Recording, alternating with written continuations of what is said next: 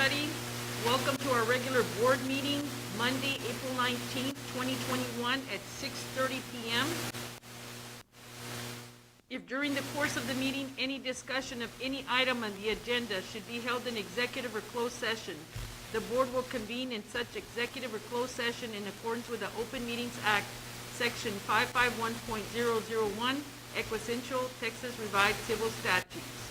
Pursuant to the Governor Abbott's temporary suspension of open meetings, laws issued on March 16, 2020, and subsequent orders related to COVID-19 and limiting congregations of persons, the board will live stream their meetings so that members of the public may virtually attend the meeting. An electronic copy of the agenda may be viewed at the Dilley ISD website. Public comments should have been submitted as stated on the agendas and will be read aloud during the public comment portion of the board meeting. The open portions of this meeting will be recorded and made available to the public upon request. The subjects to be discussed or considered or upon which any formal action may be taken are listed below.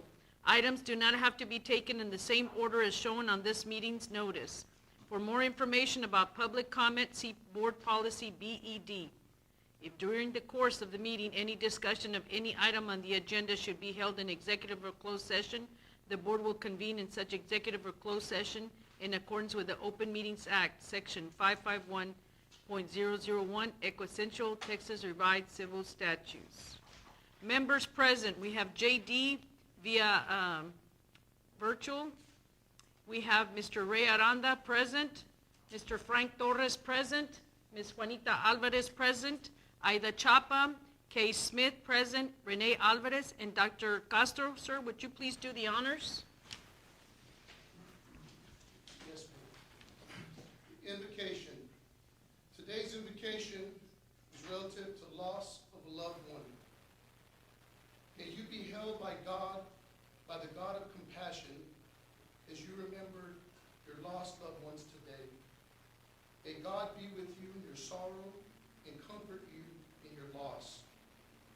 May God, your family, and your friends give you strength and confidence. And may your spirits be lifted. May your heart be filled with peace. And may the light of God's promise fill you with joy and hope.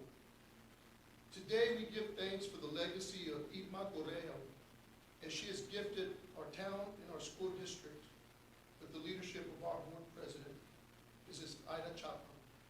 In Jesus' name we pray. Amen. Pledge of allegiance. I pledge allegiance to the flag of the United States of America and to the republic for which it stands, one nation, under God, with liberty, indivisible, with liberty and justice for all. Honor the Texas flag. I pledge allegiance to thee, Texas, one state, under God, one and indivisible.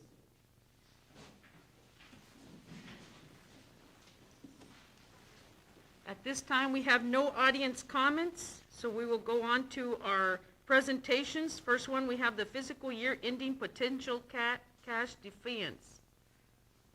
Yes, ma'am. Madam President, members of the board, we have invited tonight our financial advisor, Robert Tijerina. Thank you, Mr. Tijerina, for being here.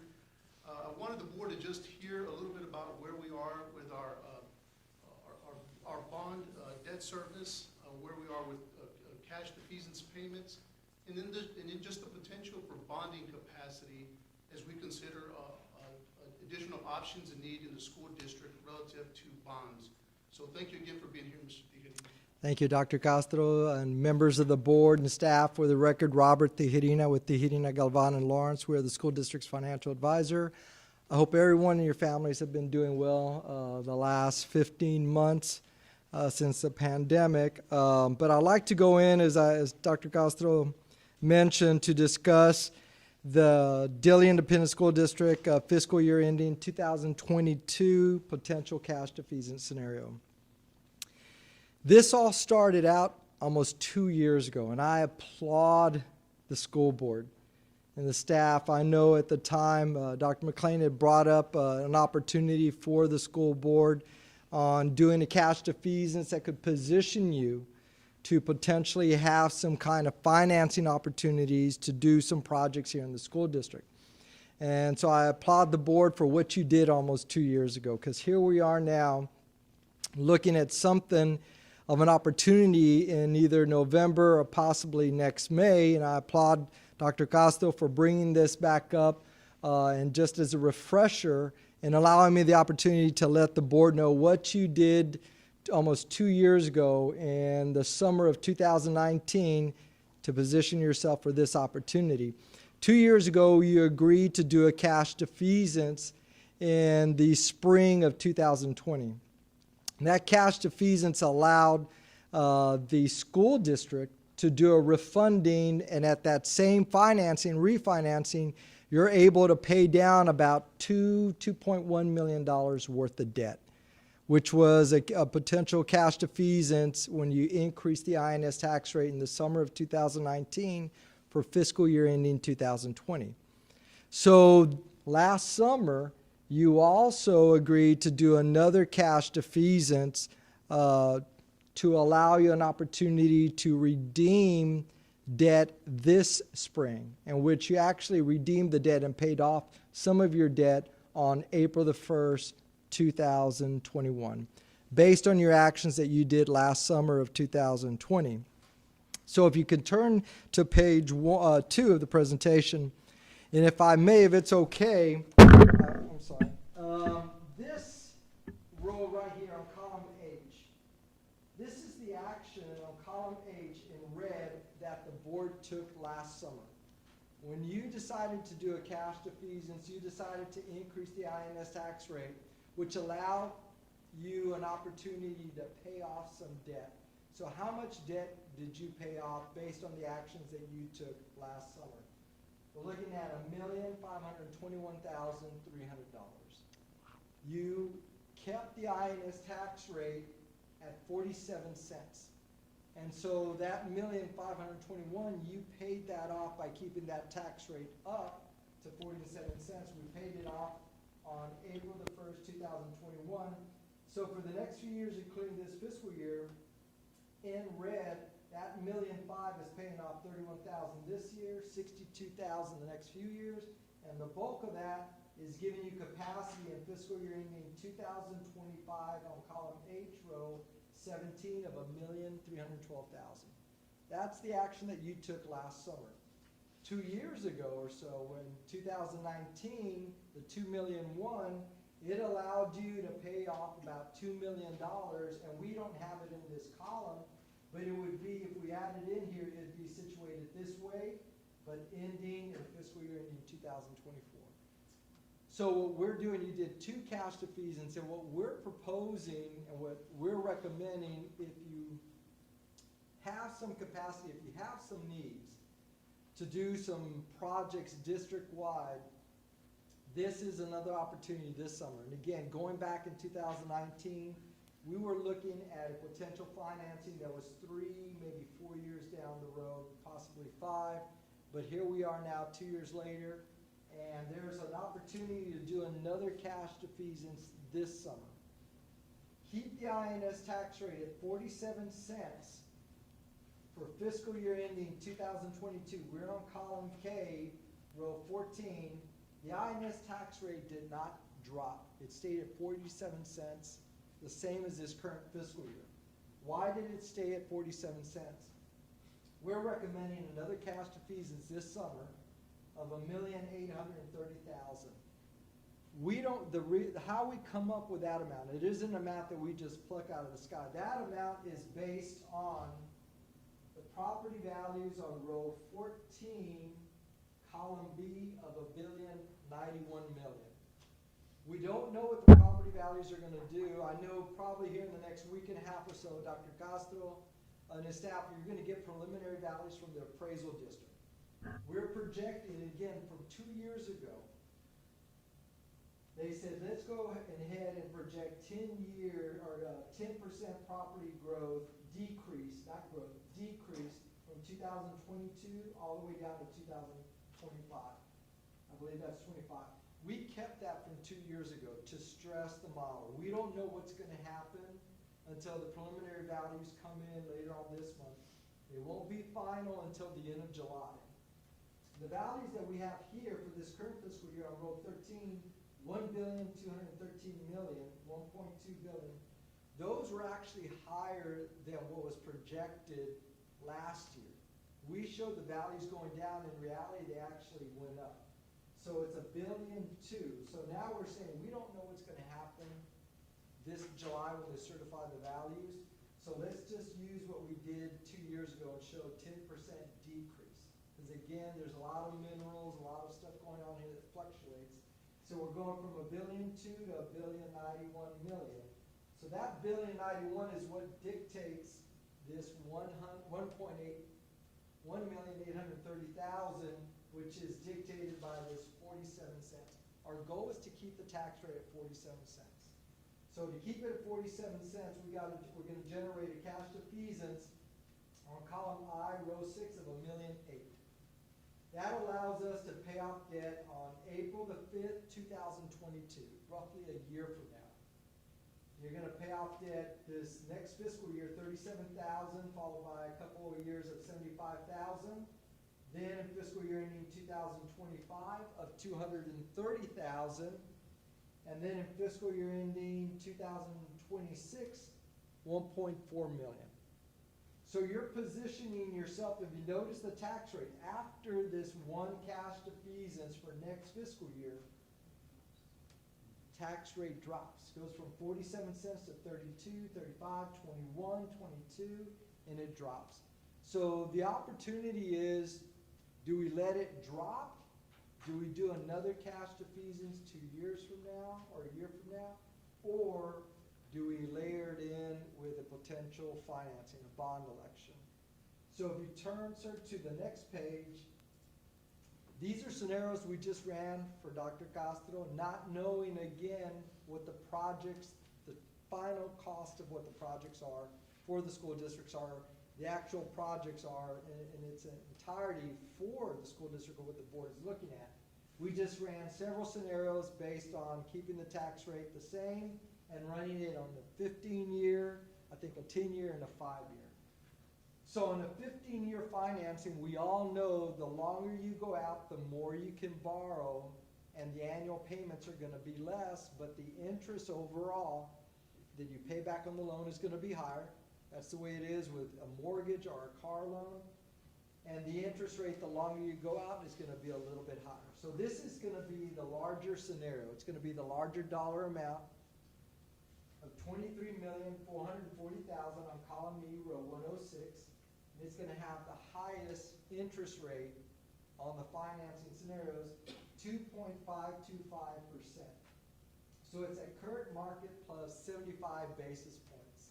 So if we're in the market today selling bonds, this would actually be closer to 1.75, 1.85%, under 2%. We know interest rates have gone up since January, but again, we're still at low interest rates. But we're assuming rates skyrocket a year from now. So if we do this cash defeasance on column I this summer, the board gets together with Dr. Castro and you decide, let's have another cash defeasance. Let's keep the INS tax rate on column K at 47 cents for next fiscal year, the same as it is for this current fiscal year.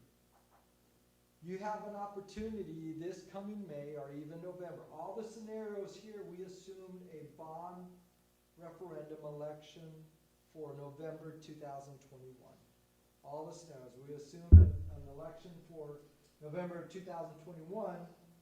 So we do the cash defeasance, and if you notice, on column E, we sold 23, we had a bond election of $23,440,000, assuming it passed in November of 2021, and we sold bonds on column E, row 105, on April the 13th, more or less, 2022. We got a rate of 2.52%. These are going to be our principal and interest payments. On column E, row 115, all the way down to row, 129. I love this. I've never ever been in front of one of these before. So this is pretty neat. So again, these are your principal and interest payments. And if you notice, going now to column K, assuming you did the cash defeasance on column I, you said, let's go ahead this coming summer, in a few months, let's keep the INS tax rate at 47 cents.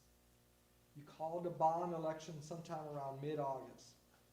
Bond election in November passes, we sold the bonds. Look on column K, INS tax rate after fiscal year ending 22, beginning in 23, when the first payment kicks in on row 115, which is fiscal year ending 23, INS tax rate never goes above 47 cents.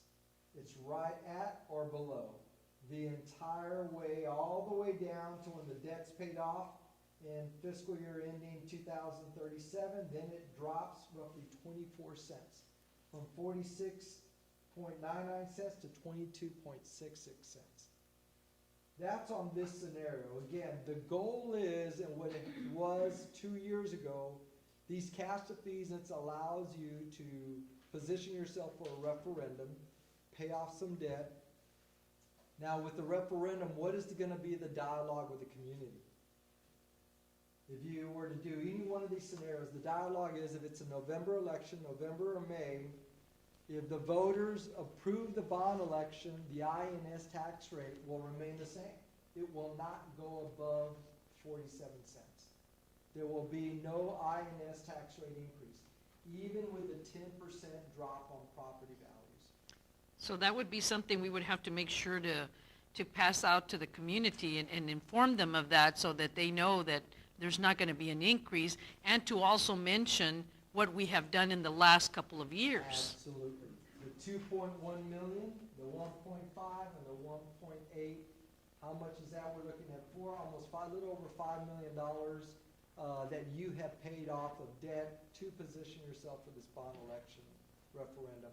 Now, what the state did, the state a couple of years ago, effective I think in January of 2019, any issuer in the state of Texas calling a bond election, city, county, school district, community college, doesn't matter what it is. If you're calling a bond election, and if it's this scenario, your INS tax rate's not going to go up, it's going to remain the same, or even if your INS tax rate dropped by calling the bond election, even if it dropped, the state of Texas requires all issuers in the referendum to put in bold, all caps, INS tax rate increase.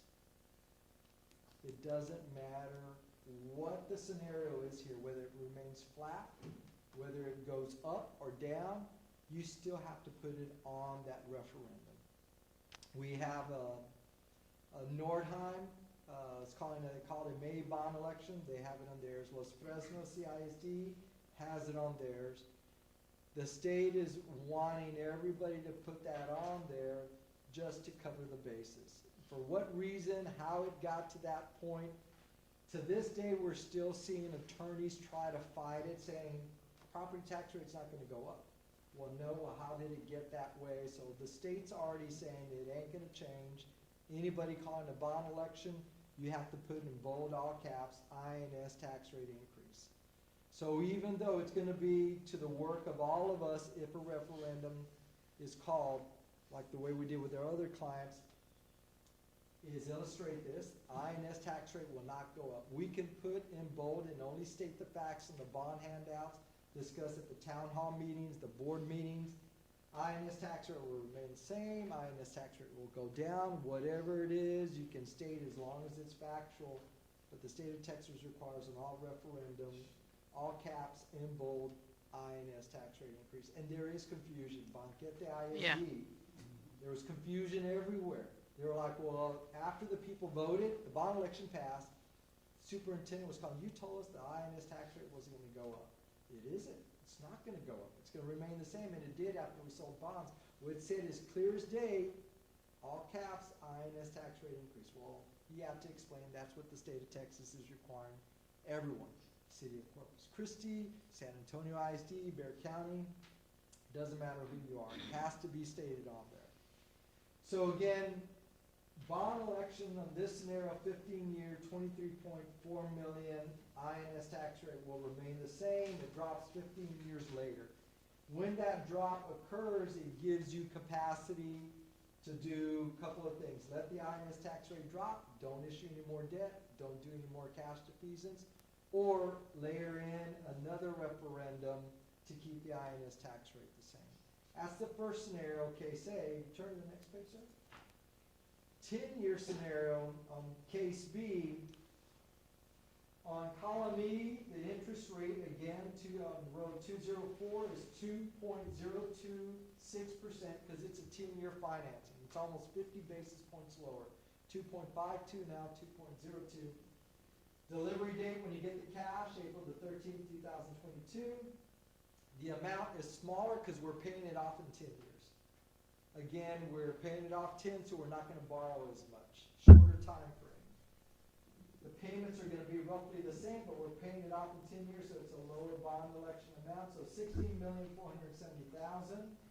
Column H remains the same. Column I remains the same. It's a cash to fees in potentially a summer of $1,830,000. We sold the bonds in April. Payments, principal and interest on row 215 all the way down to row 224, which is fiscal year ending 32, the last payment. Column K, the important column, INS tax rate remains the same at 47 cents for the next 10 years.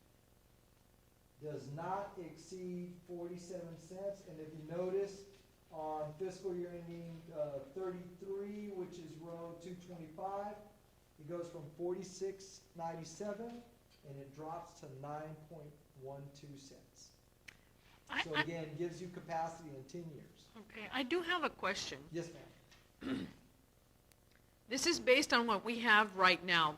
What impact, if any, will some of these, like this Committee Substance House Bill 1556, would that have on our borrowing or on our future spending? Well, that, and I'm somewhat familiar, but not entirely familiar. That is more geared towards your M&O tax rate, your M&O funding, your general fund funding. Okay. How the funds can be divided up, I think, is entirely up to how the state wants you to divide it up, or how the superintendent, Dr. Castro, sees fit. But on the INS tax rate, there's no funding that we know of, either on the federal side or on the state side, money coming over to help this tax rate. This tax rate is strictly only for debt that was approved by the voters. So unless they say you can use these funds to do some projects, and I'm not saying that's what's going to happen, but say, for example, there comes some bill that they allow school districts in the state of Texas, we're going to give you money to take care of maintenance and operations, salaries for the school district, and then there's some money maybe for projects that you could do down the road, and that would apply to these scenarios. So say they were to give, and this is strictly an example, nothing I've heard, but if they were to say, well, here's $5 million to Dilley ISD. Well, if you have 16.5, I'm rounding up, worth of projects, you can use that $5 million towards the project. So instead of doing 16.5, $11.5 million bond election.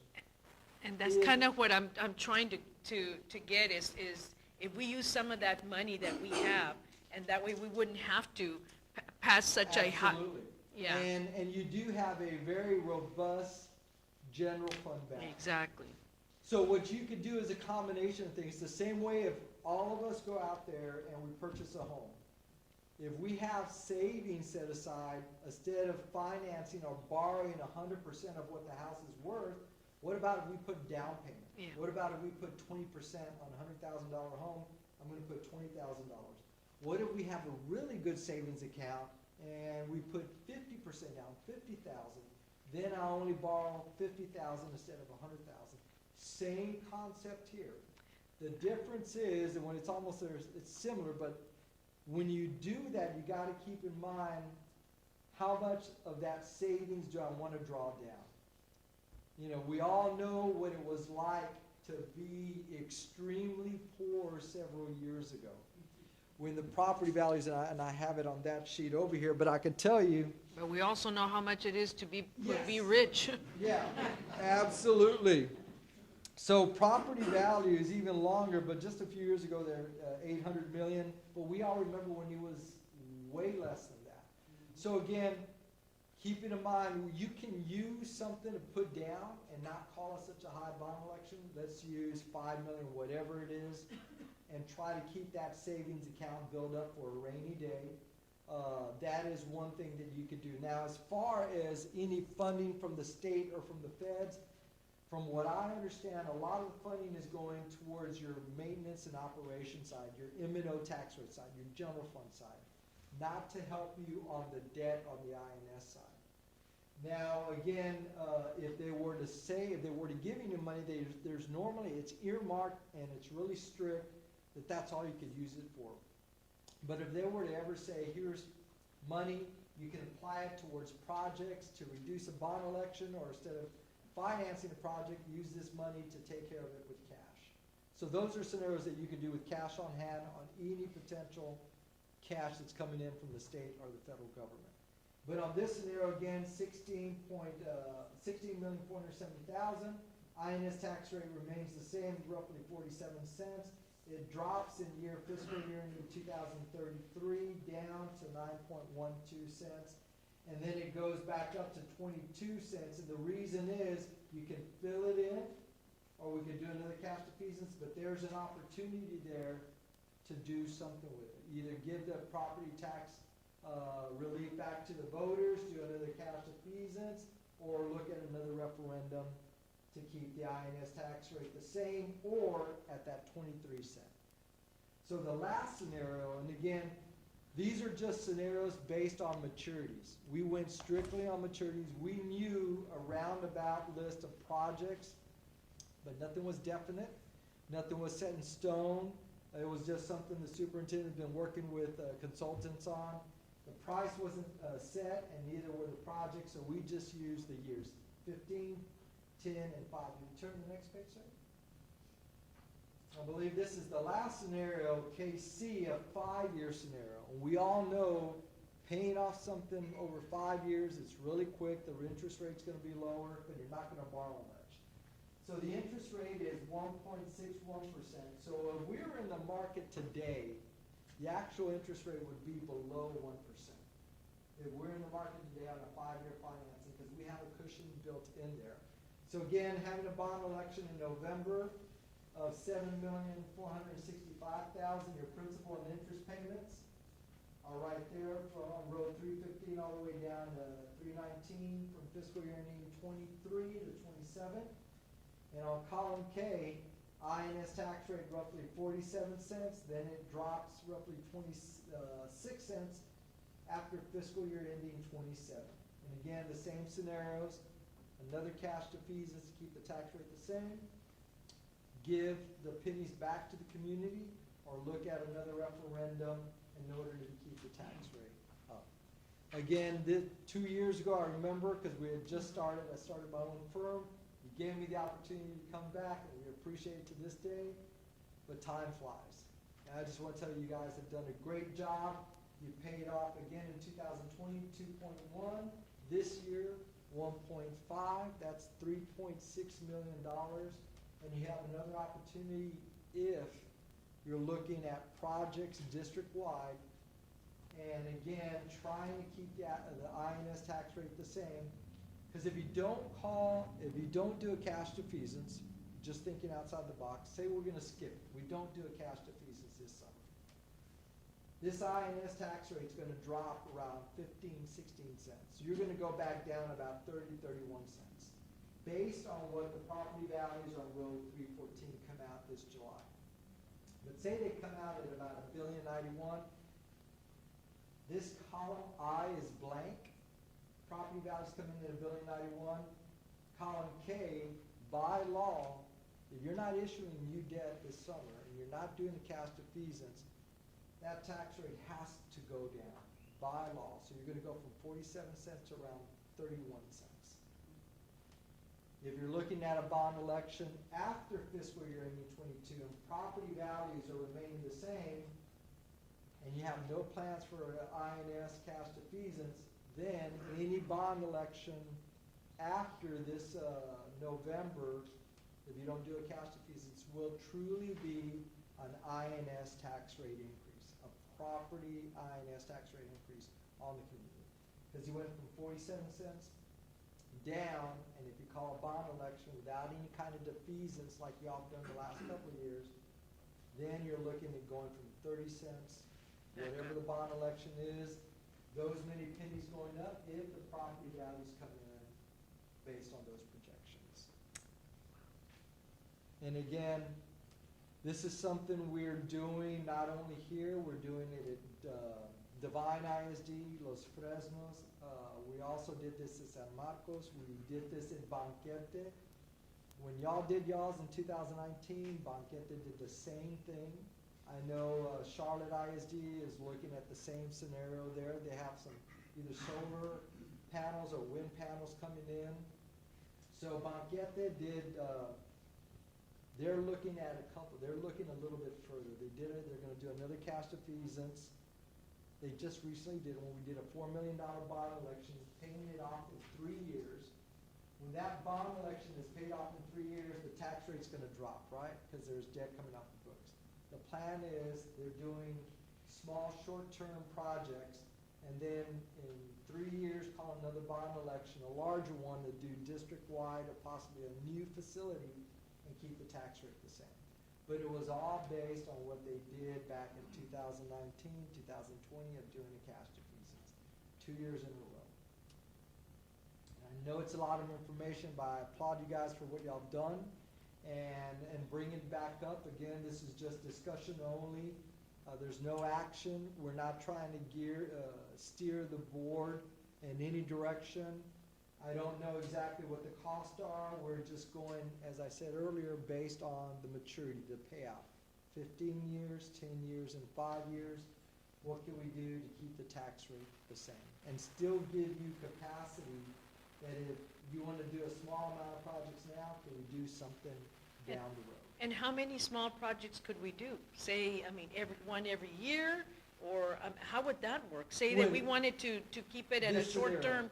Short term, the $7,465,000, when you get the money on Colony Road 305 on April the 13th, 2022, you called a November election, you get 7.5 million. You have 3 years to spend that entire amount. So you have until April the 13th, 2025 to spend the entire amount in 3 years. So by the time you made your third payment in Road 317, fiscal year 25, you should have been done with the entire project, and you have 2 years left, and then you position yourself, do we do another cash defeasance? Do we give the pennies back to the community? Or do we do another referendum? We don't have all the exact numbers, Madam President and members of the board, but with the smaller bond, the $7 million bond, we do, at our current estimates, the work we've been doing, we do project that we would be able to get the high need of maintenance and transportation facilities and warehousing needs. That would easily cover those projects in our current estimates. It would not cover the track that needs to be replaced, or potential turf, or any of the work on the softball and baseball field to get it up to specs for ADA and those issues. So those would be left out. But again, the warehouse, maintenance, grounds and facilities would be covered, or could be covered potentially under that $7 million. Anybody else have any questions? I was going to do a 5-year one, and doing this year, have to go back for another one. Well, that's what's hard to sell. What I mean, if we're going to do it, I was saying, go, sir. I'm sorry. If we're going to do it like last time, we'll go whatever the needs are, and let that set the budget and the duration of how long the bond will be. And just for, I know you say the tax rate would be the same, but the reality is, I'm guessing the legislator wants us to say it will increase, because without that bond, it actually is. It will drop, an increase. yeah, without the bond, right. I mean, so it's, I mean, just kind of truth in advertising there, I can, you know, we're gonna sell it as, it would remain the same as to what we're currently paying. Right. But without the current bond, if there is a 20-cent difference. Right, it will drop, absolutely, it will drop. Without the bond referendum, tax rate drops, absolutely. Anybody else have any other questions? Thank you so much, Mr. Tijerina. And again, Board, thank you for listening and through this presentation as we continue to talk to Mr. Tijerina. Wanted to sort of tee you up so that you have an idea of potential opportunities in the next few months, whether we roll in November or next May. So we'll continue the dialogue here over May and even June and see what the desire of the Board is going forward. Thank you, Dr. Castro, members of the board. I wish you and your family well. Y'all have a great week. Thank For you. the opportunity. Y'all Safe take trip care. back. Thank you. Next, we have the South Texas Rural Health Services update. Madam President, members of the board, want to thank CEO Zamora and COO Garcia for joining us today. They're going to give you a brief presentation on some of the partnerships that we're exploring and working on codifying relative to truancy, mental health, and drug use and abuse issues. I'm super excited about the partnership with Forgery. And let me close on this as they come up to the podium for the presentation. Currently, I believe we've disadvantaged our principals and our teachers by giving them really just one tool. When a kid has an issue, the only tool they currently have is punishment, following the student code of conduct. What we are desirous of is creating additional opportunities for our students to have counseling, to have mental health services, and to have truancy support relative to their issue, and partnering further with South Texas Rural Health Services and Judge Flores to create opportunities. What we are moving forward is a discipline committee, which we will be bringing to you a new student code of conduct that says not all punishment, but let's look at other opportunities for services, for counseling, where we provide the students supports to get them on a better track, and instead of just having the mentality of punish, punish, punish. So super excited for this partnership. And again, thank you for being here, Mr. Zamora and Ms. Garcia. Thank you.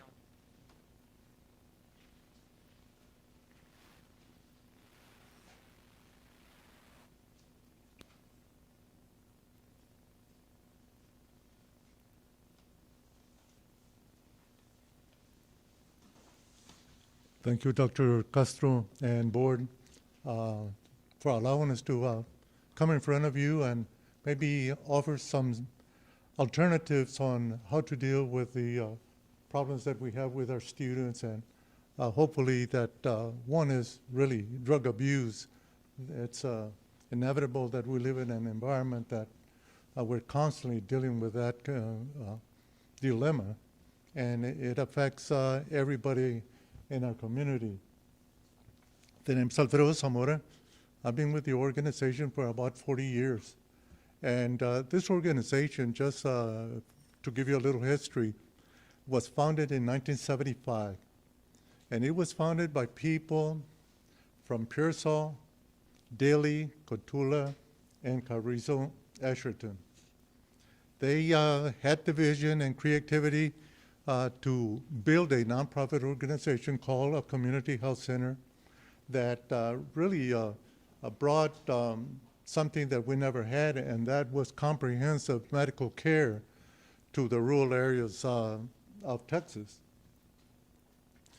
The organization has grown.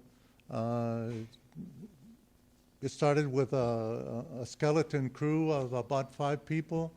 Now we employ approximately 100 employees. We cover 6 counties, and we have up-to-date facilities, and we work very hard in making sure that we're second to none, and that our people and the people that are in need get the best of services and facilities. The programs that we're bringing before you is we have a behavioral component, and what that includes is that we have counselors both for drug abuse. We have a program that addresses outpatient care, treatment for juveniles and adults. And we also used to have, and we can activate a prevention program where we can go inside the schools and provide a curriculum. And all of this is guided and developed and monitored by the state of Texas. They control on how substance abuse is treated, and all the programs that we have along those veins come from the state. So we're here today. Even though the organization is very comprehensive in nature, we provide a lot of diversity of services. We want to concentrate on a couple alternatives that we've discussed with Dr. Castro, and one is truancy. Right now, the organization really has a lot of resources that if you tap them, we're talking about maybe $500,000 worth of services just for the school. And it comes down into substance abuse. We have treatment programs, and what we want to present to you today is has to do with the truancy concept and how traditionally has been done and what we can do to change it. Usually, most schools have a truant officer that goes to the house, and, well, usually they have a gun to create emphasis of the importance of going back to school. We know that the schools function on attendance because that's where they get their revenues, and attendance is naturally financially very important. That's, to us, is probably, we want to offer another alternative because we have counselors where the truant officer right now at this time just goes and makes sure, and whatever approach he uses, tries to get that student back in class. But we have a group of individuals that are certified that where we can go and spend time with the family. Because if the parents do not support the schooling of that individual, nothing is going to happen. So we do, and the way that we envision that it would work is that the school, at the point that I identify that the individual is high risk, let's do not wait until the inevitable happens, but at that point, either through an assigned contact with our agency, we'll decide that that individual needs to be looked after. So we will send our counselors and not only talk to the parents, but we want to look at the environment that they live in. We want to see in which other ways we can help the family to become a viable home environment to make sure that not only the student, but the parents get some kind of assistance. We're living in a world where generations have passed to the point that probably the parents are not in tune to the importance and allows the students to make their own decisions. So, again, the concept would be that the counselors would spend time in trying to work with the family in totality to make sure that all of us are in a team effort together in trying to matter the schooling of that individual. So that is the truancy concept that we have, and I think that we send out sort of a concept paper, and also we attach to that what the state identifies as truancy and the consequences of not attending school. And there's a role for everybody. The school, the judicial system, and in part us also, because we get funded for that purpose. That's why we're here. So I'm going to ask Ms. Garcia. She will expand a little more on the program, but also on the substance abuse aspect of the treatment programs that we provide. Ms. Garcia. Good evening, everyone. Good evening. First of all, like Mr. Simona said, I want to thank you, Doctor, for inviting us to do this presentation. It means a lot to us. It gives us an opportunity to expound on what we do on a daily basis. What I brought today was a few brochures of what we do every day. This is our service menu. I'm not sure if you don't mind. And those are just for your reading. And if you have any questions, you can certainly call us and we'll certainly explain what we do in that manner. Thank you. The second item I brought was a flow sheet. This is very helpful. I know Ms. Garcia is already utilizing this at Mary Harper. So what we're doing is we developed a flow chart so that if you have a student at one of the schools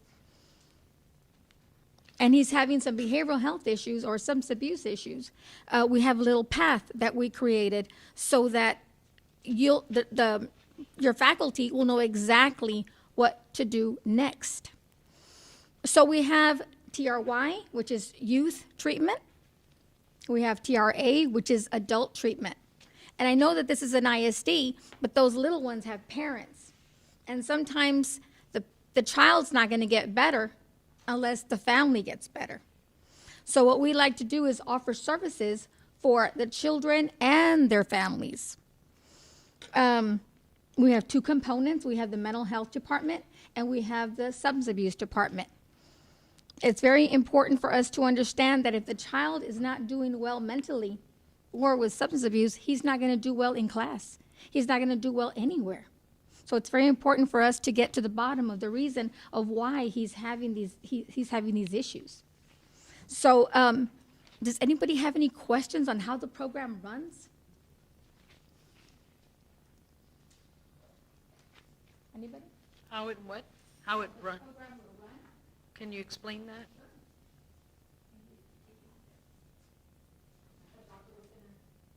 Sorry about that, I left the second one. Thank you.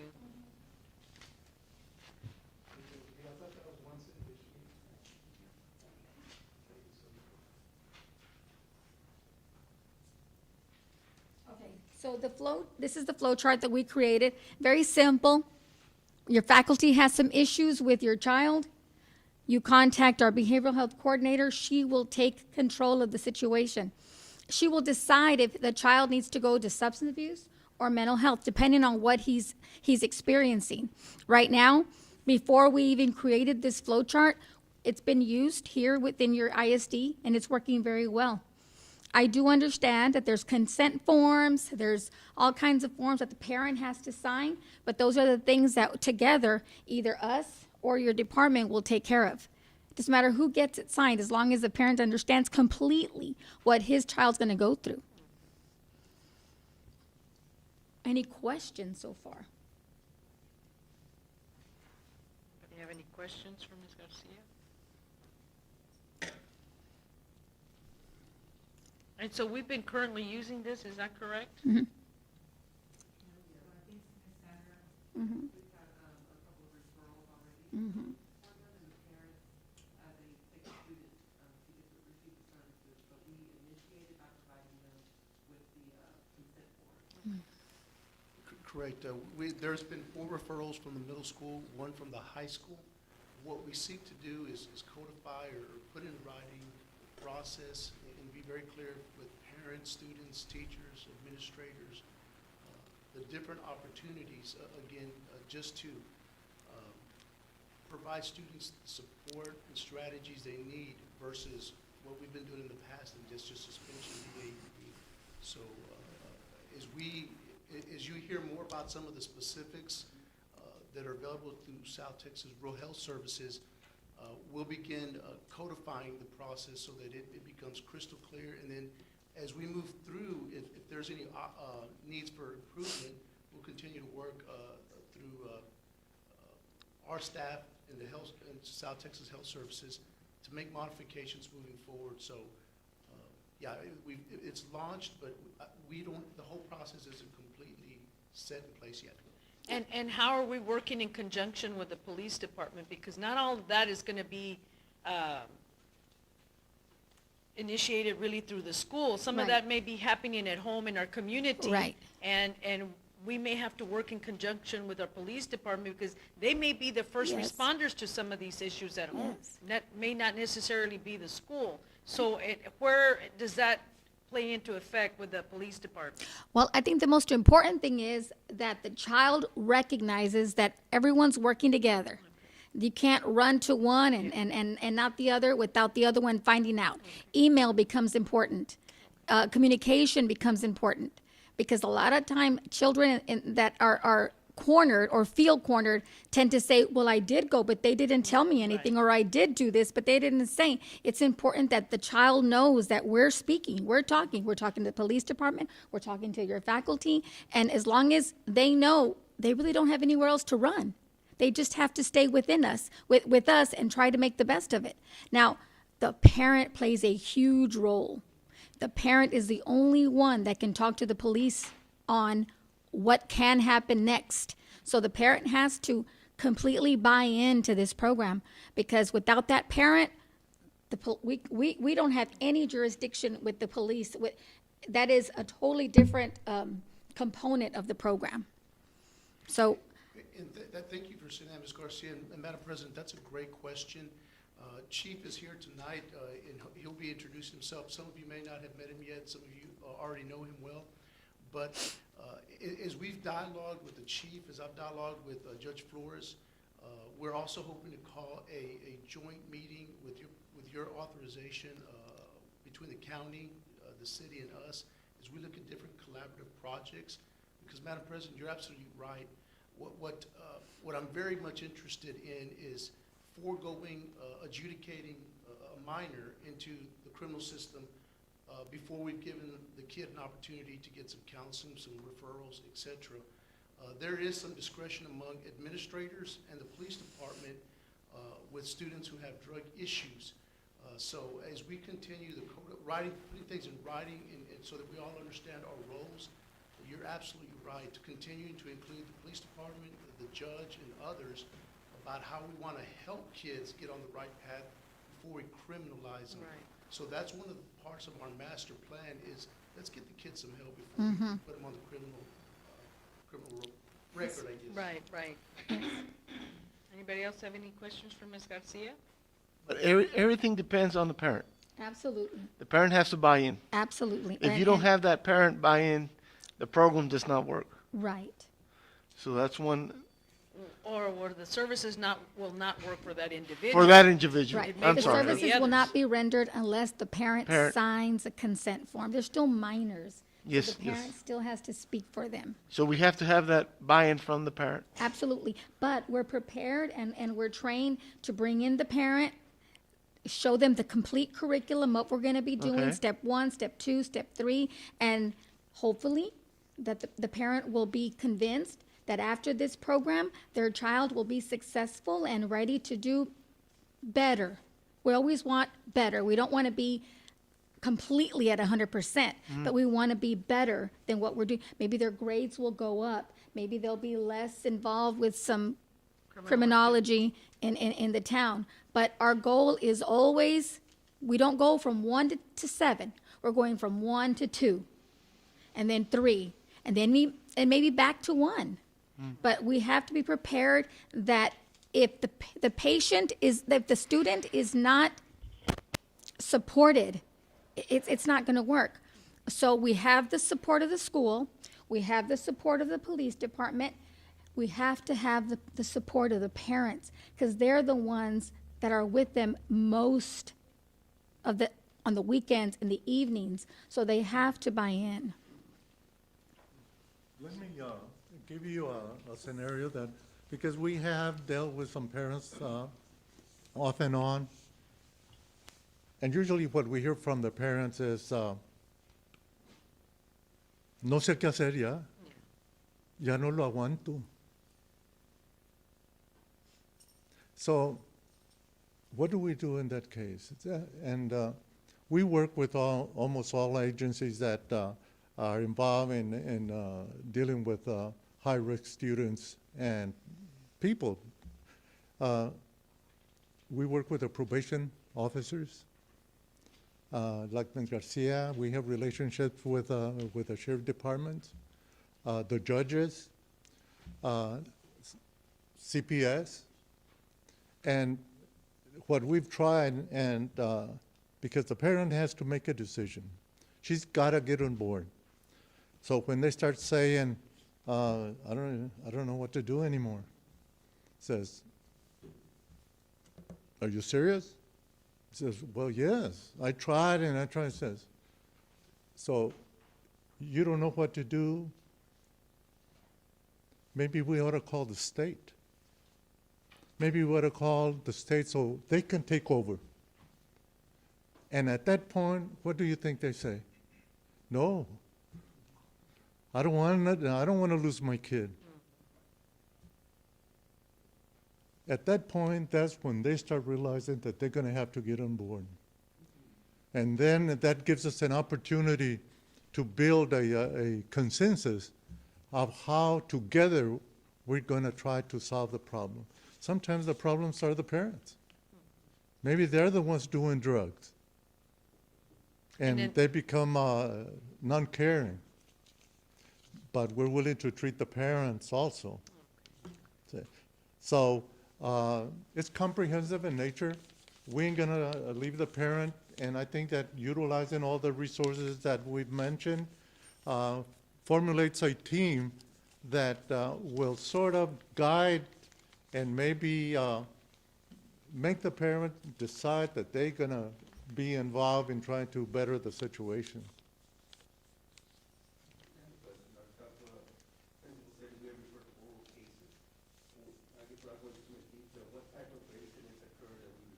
Yes, sir.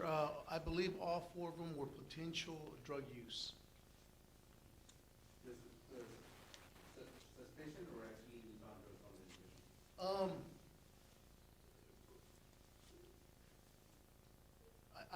I want to say one of them was, I want to say most of them were just the smell, but, Ms. Principal Harris, you want to elaborate on those cases, just briefly? It possibly was, off campus, and, I guess it's kind of hard to, the suspicion slash, yes, possible, drug paraphernalia.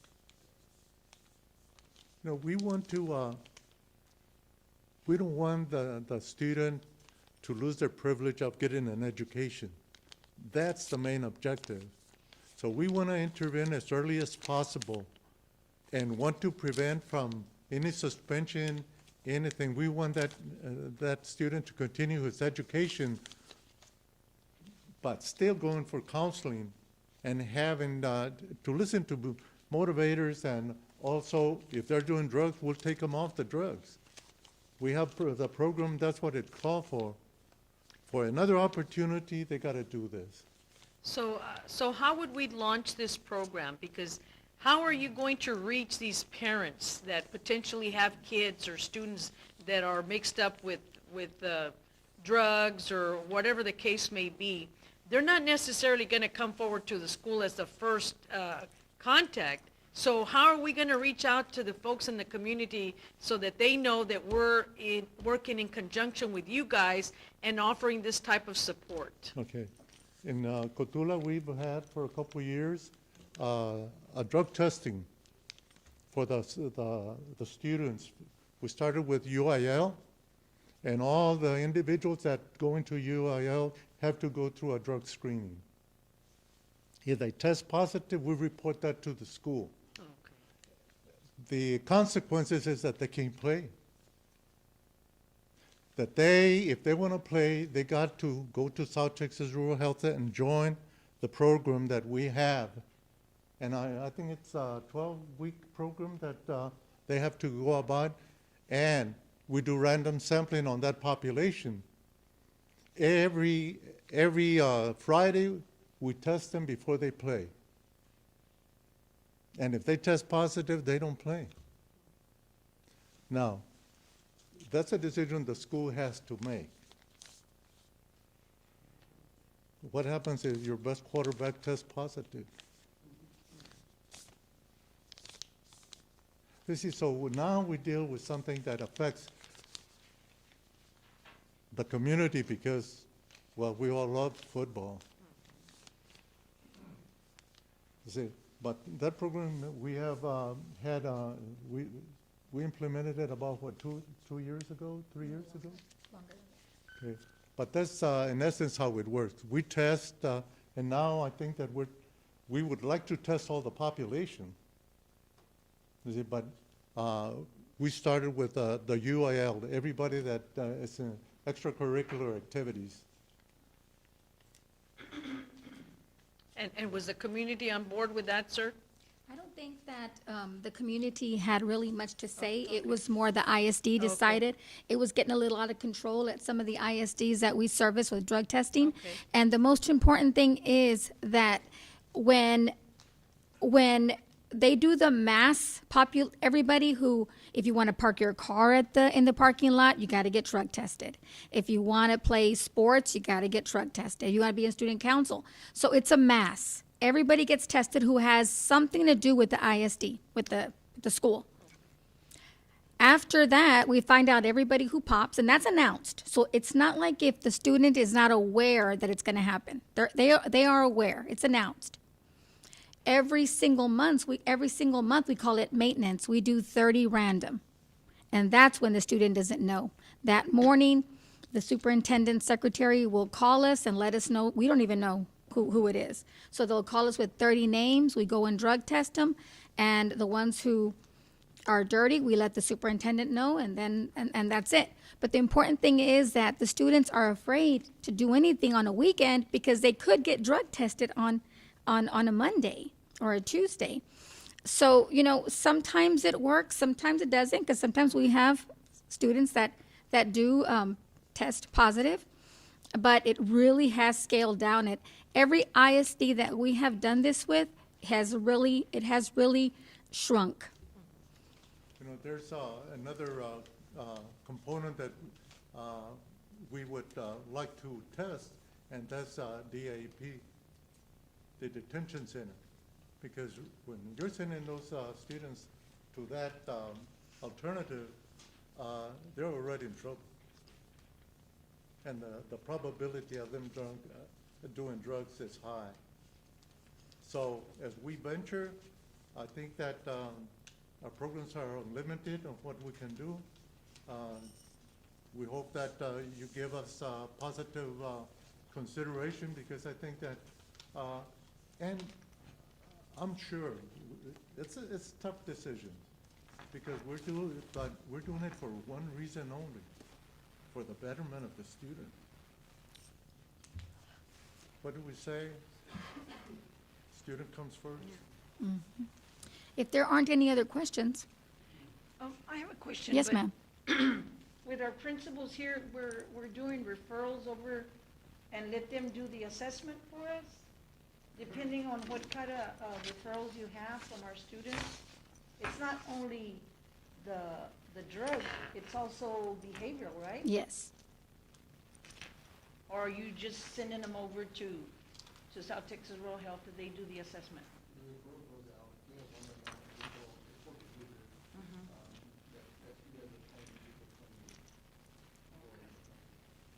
Yes. Because I'm also thinking about the behavioral part of it. The mental Because health of the part. cases that we might have at the home with the families too. Yes. Okay, thanks. Well, we want to thank you. Yes, sir? Go ahead. You mentioned testing kids in UIL or extracurricular. What age groups or what grade level would you guys consider? Is high school or high school, middle school, or what? What's the age? Well, we do middle school, junior high, and high school. It's a service that we provide to the ISDs.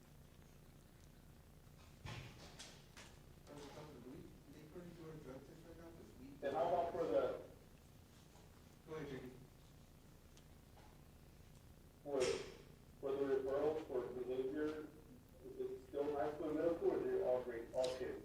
So mental health, that's the behavioral component. That's from pre-K to high school. For substance abuse, it's from 8th grade to 12th grade.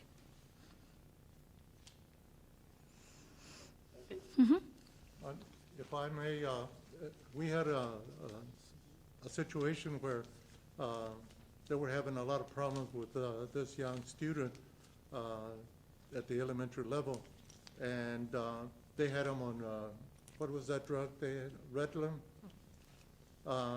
And we said, well, why don't we give him some psychological counseling?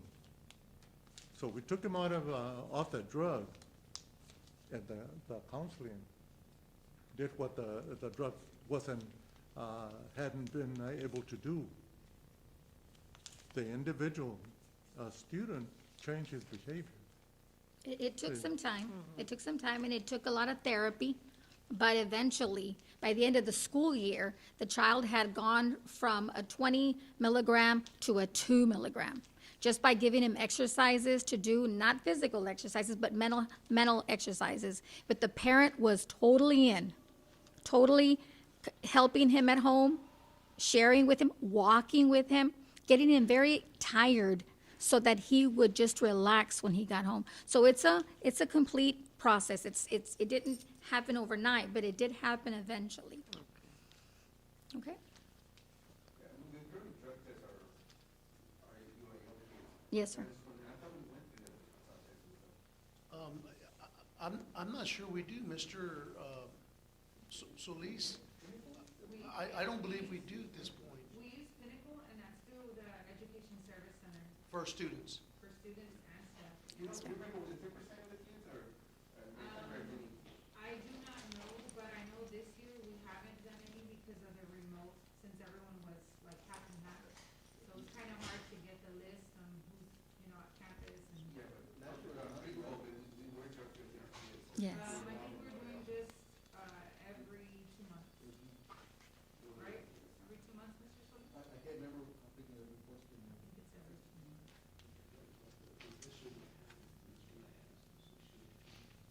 Well, thank y'all very much. Thank you so much. Thank you for, Thank you so much. we're going to move around to our agenda to the backside. Under action items, we have Dilley Police Partnership Weight Room Memorandum of Understanding. Yes, ma'am. Madam President, members of the board, I'm going to be asking your authorization to enter in two MOUs this evening, 8-1G and 8-1H. With us tonight is Chief of Police Homer Delgado. Thank you. Appreciate him being Thank here you. so Take care. much. I do want to give him an opportunity to say hello to you for those of you who may not have met him, and then we'll jump into those two items here momentarily.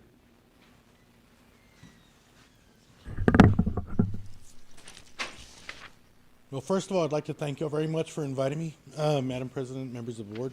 I haven't had a chance to come in and introduce myself until this evening, but Homer Delgado, I'm the police chief. I've been here for about 7 months. Dr. Castro and I have been working together on several different items. One of the things that we had discussed was what the previous presenters had talked about. I know it's very important to Dr. Castro and I to make sure that the children do come first.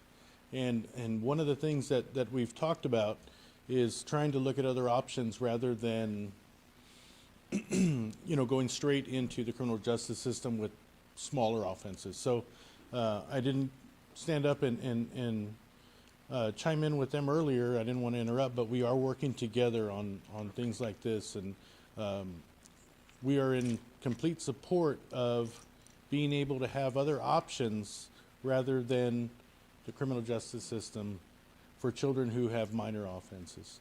We work very well together. I have never worked better with a superintendent of schools in 25 years of law enforcement. So That's good. thank you for that, Dr. Castro. Other than that, we were discussing interacting some more with the school district by creating a mutual agreement for utilization of the weight room. I know it's not obvious, but some of our officers have a slight weight problem, myself being one. But they have asked me if we could have access, so I approached Dr. Castro, and he thought it was a great idea to have some more interaction between the officers and kids.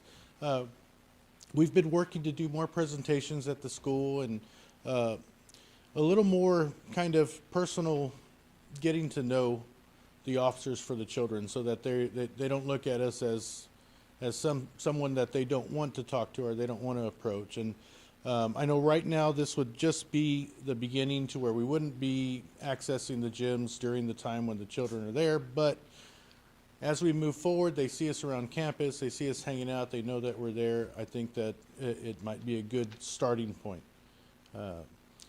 So I don't know if Dr. Castro wants to present that, or if y'all need to consider that, but if y'all had any questions for me, doesn't have to be related to this, you know, anything y'all have about the community or any other things y'all might be curious about, I'd be more than happy to entertain them. Sir? Yes, sir, on the MOU, the first one, 181G, I hope you've had a chance to read it, but essentially, this would, in talking to Mr. Aguilar, we could issue a discrete code for the door, and then a discrete code for the alarm as well. As you can see on the MOU, it would, as Chief stated, allow officers to access the weight room when there are no students or coaches. Also, no gifts, just for the officers to come in and work out and continue to improve their health and service of our community and our district. And also, they would wipe off any things that they use before they depart. So again, as we look at maximizing the use of the tax dollar, we know the same citizen pays county taxes, city taxes, and school taxes. How can we continue to look at partnerships that would maximize those dollars and improve services for all citizens? So again, in speaking to Chief Delgado, Coach Silva, our AD, and Mr. Aguilar, this is something everyone felt was a good idea, and we could move forward quickly upon your approval of this MOU, which would go before the City Council for approval from them as well. Questions for myself or Chief on this particular action item? I have a question. Yes, sir. Is there a legal reason why the officer couldn't live, and I know not during school hours, why he couldn't live? It is on. Why the student couldn't live with the officer? I think that helps build a relationship, in growing up. I know the ones from years past when I would live, they would remember me, hey, I've seen you in the weight room. And, I mean, unless there's a legal reason, and it's not during school hours, I don't see why the officer couldn't be in there, and really just so they build that relationship, and to me, that's part of community policing. Mr. Alvarez, that is a wonderful statement and a wonderful comment. There is no legal reason why not. Initially, the thinking was when athletes are in there with coaches, they're working on a specific weight training and strength training and conditioning program. That was the only reason we started this way, but I love that thinking. It's actually even better than our original thinking. If the board approves and authorizes us to enter into this MOU, we can certainly modify it and add that, because that partnership that you described would make us even better. So no, there's no legal reason why we couldn't do it. But we'd have to work with Coach Silva and the coaches on when and how to do that to create that better partnership. Well, yeah, I mean, I understand if they're in the middle of two-a-days, Yes, sir. or if they're in a team workout, you don't want anybody else in there, but I know during the summer, the weight room, it's open from 6 to 9, and, I mean, to me, that would be just added security and would take advantage of this opportunity. That would be wonderful. Yeah, I mean, that was I think we were trying to be very conservative in the beginning to make sure that everybody was comfortable with the interaction, but if that was something we could look at, we could definitely modify it. Absolutely, and everybody would be safe. We have camera in there that's a very good quality camera, so I love the idea.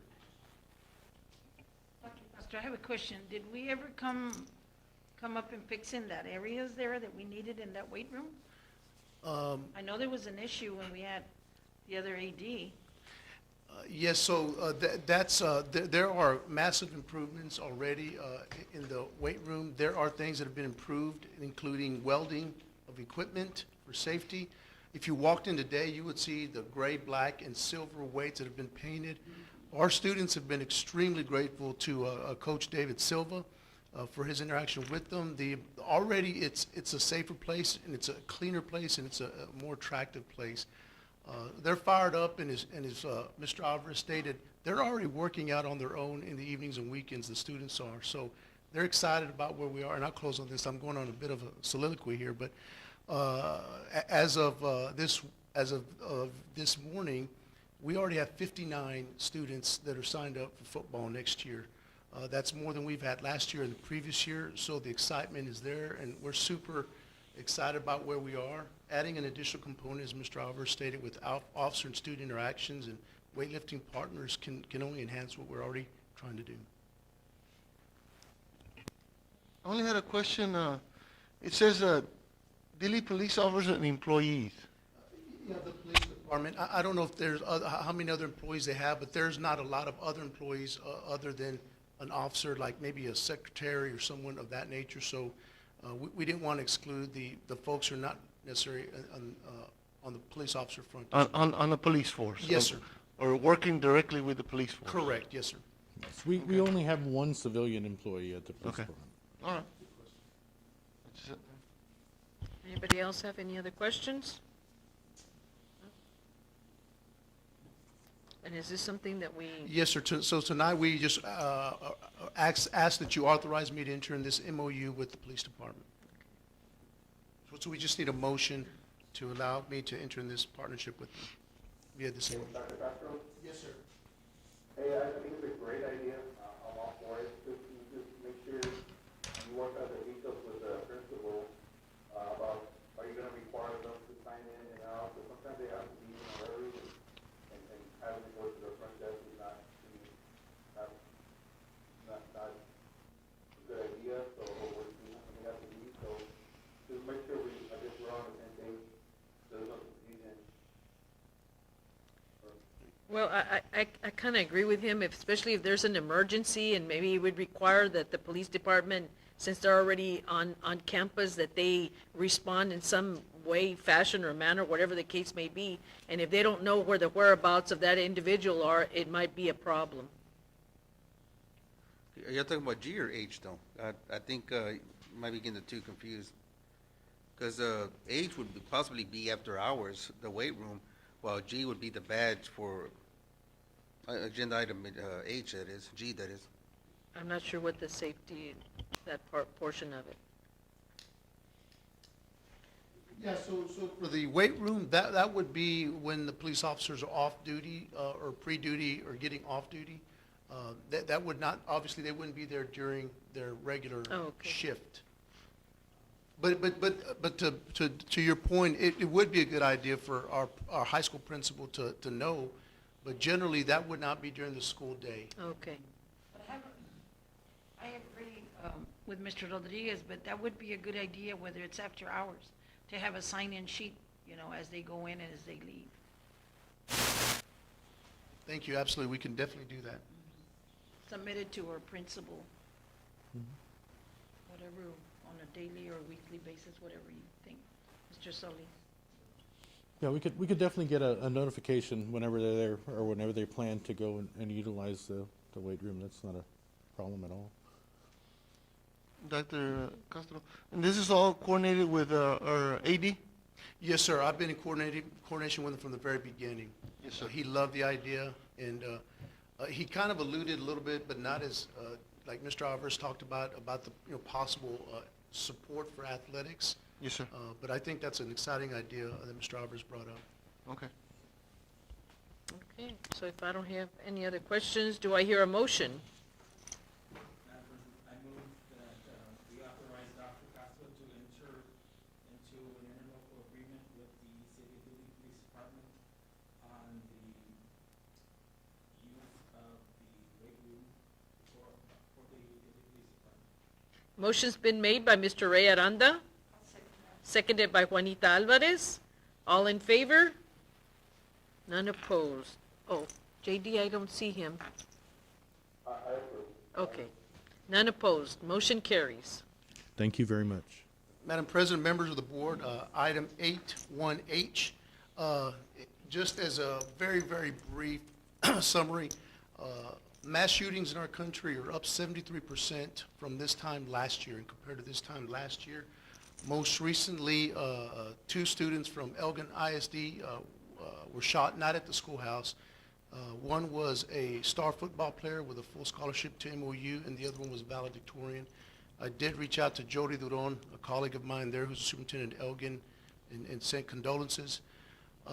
My as we continue to try our best to look and review for safety and security, should there come a time, God forbid, where we have an emergency situation, whether it's a mass shooting or a weapon or something of that nature, what the schoolhouses are trained to do is lock and shelter in place. What that means is if there is someone trying to hurt our kids in the schoolhouse, no one will be at the door to let the police department in. They have no way to come in, so they would be locked out. There are multiple entries into each building. So what I'm proposing and asking you tonight is to authorize me to issue a badge access to our police officers that would let them enter our school buildings only in the event of emergency. If it is a non-emergency, they will continue to go through the traditional channels of checking in the office with the principal. And I'll close with this. Again, not to get too morbid, but in our country, mass shootings last on average 3 minutes, 180 seconds. If you're able to stay alive for 180 seconds, likelihood of you surviving is great. Seconds count. Seconds count in emergencies. Not having an officer to be able to react and enter a building for seconds or even minutes is the difference in life and death. So again, we thought it was a good idea as I spoke to our principals and Chief Delgado on the one step further in improving our safety and security by having our daily police officers to have badge access to enter the building only in emergency situations. Chief, I did share the MOU ahead of time last week. Anything to add to this component? No, I thought it was fantastic. Dr. Castro reached out to me and asked me about the ID issuance. And since we've both been here, we've been here about the same time, and we're identifying issues that we can improve upon between the city and the school district. One of them was the fact that if we did have to access the school, right now we only have one card. If for some reason that officer, which is the SRO, wasn't available, called in sick, took the day off vacation, and something happened where we had to get in, we wouldn't be able to do it unless one of the members of the school came and let us in. So one of the things that's happened in the past few years is originally law enforcement, when they arrived on an active shooter scene, which, you know, God forbid we ever have one, but one of the things that changed was officers would wait for backup to arrive. Well, we can't do that anymore. Just like Dr. Castro said, seconds count. So basically, when one officer shows up, that officer goes in and tries to eliminate the threat, tries to get moving on whatever we can do to help save lives. So ideally, each individual officer would have a card so that once they arrive on scene, they go in. Second officer arrives, they go in. Third officer arrives, they go in. And they all have access in case of emergency. Because the school's going to be locked down. If not, we're going to have 3, 4, 5 officers on scene not able to go and start providing any kind of security for the school. So it's a thought that Dr. Castro had brought up, and absolutely that is something that unfortunately in today's day and age we do need. But of course that's completely up to y'all. But it would help benefit the safety of our students, and that is really what we're all focused on. And I'm talking to you earlier, I asked about, you know, how would we be able to track that individual to make sure that they were responding to an emergency type? I mean, that's not to say that somebody at home doesn't take the tag if you know, or somehow manages to lose it and winds up in possession of hopefully somebody that wouldn't want to do something. But if it did, we want to be able to know who that individual is. So I think that we're going to have individual identification numbers, and so if someone accessed it outside of an emergency situation, we would all know. Okay. And one of the things that I have harped upon since I've been here is trust with the community, accountability for the officers. And so I can assure you I would not stand for anything inappropriate or any kind of usage outside of what our tools are used for. are designed to be used for. Absolutely, and in speaking to Matthew as well, we're able to issue an access card that's unique to each officer. And if anybody entered it at any time, when a non-emergency, that would be known by us. And then we would communicate with chief about the right next action, loss of that badge or whatever would be appropriate. Additionally, a lost badge, as stated in the MOU, they would need to notify us immediately so we can deactivate the badge. Exactly. And that's very important. And then we would assess a $5 fee, which is just the cost of replacement.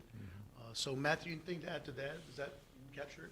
No, all that's good for everything you're doing, and same for Rockville as well. Have we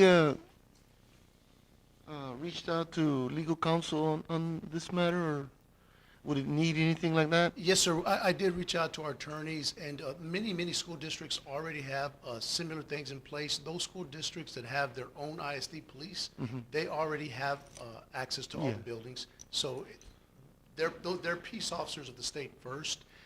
Those other school districts who don't have their own ISD police department, who rely on partnership with the city police, some of them have a partnership like this, some of them don't. It's absolutely just the authority of this board to grant us the ability to enter into this interlocal agreement. So, yeah, good question. Yes, sir. Okay. Anybody else have anything else? If not, do I hear a motion?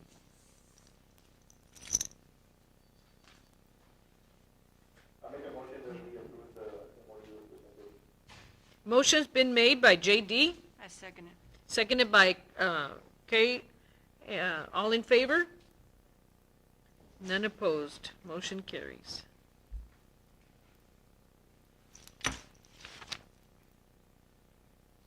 Moving back up. Thank you so much. Appreciate you, Chief. Thank you, Mr. Rodriguez.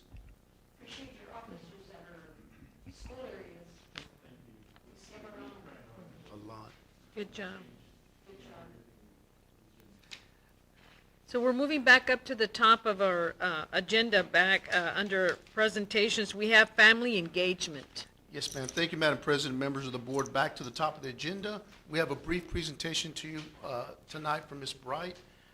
She's going to give a brief highlight of a few things, but the big one tonight is our desire to really move forward with a partnership with South Texas Junior College relative to GED and a certification program. Previously, I understand we've had something like this in the past, but it was more of a standalone. What we're looking at this go around is a GED tied together with a certification program to help our parents earn more of a livable wage income. So we're excited about moving forward and doing a soft launch this spring, and then going into a more sophisticated, bigger approach in the fall. Ms. Bright, thank you. Mr.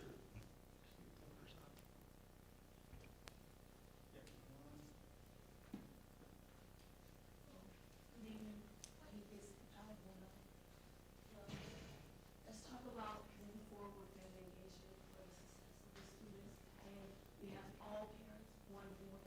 That's my intention. I started off when I got here with Dilley ISD, is building trust with the parents and connection with the community. So I reached out and looked among the community who was already active with the parents. I reached out to the police department, where we have amazing connection right now. And I reached out to the library. So we're continuing with the connection as we go forward. The police department has came out and spoke to our students about bullying, about drug use, and also about the career in law enforcement. Also, I started a mentor program for the students, as well as connecting with partnerships to get resources for our parents as well. Right now, the police department will be coming out with a 911 dispatch operating presentation for our elementary students.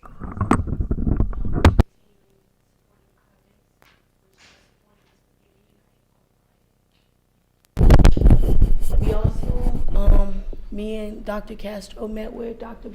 Barker, who's over the adult education at the Southwest Junior Texas College, and we met and we Would you mind using the mic? Okay. So that way, all right.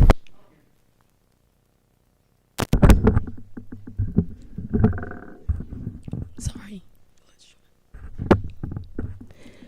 Me and Dr. Castro met with Mr. Barker that was over the adult educational program for the Southwest Texas Junior College, and we had a discussion. He was able to ask questions that he needs to ask, overview of the program, what would the parents be gaining through this program, and now that we're launching the program as of April 21st, this Wednesday, the start of testing our parents that was interested in the GED and the ESL program. We eventually want to open our own community place at each campus, but we're working on getting a set location. Right now we're utilizing the old computer tech lab here to start the process. We're starting with the nighttime classes, and then we'll venture off in the morning daytime classes. The night class will be 3 times a week, Monday, Wednesday, and Friday from 6 to 9 p.m. Also, no,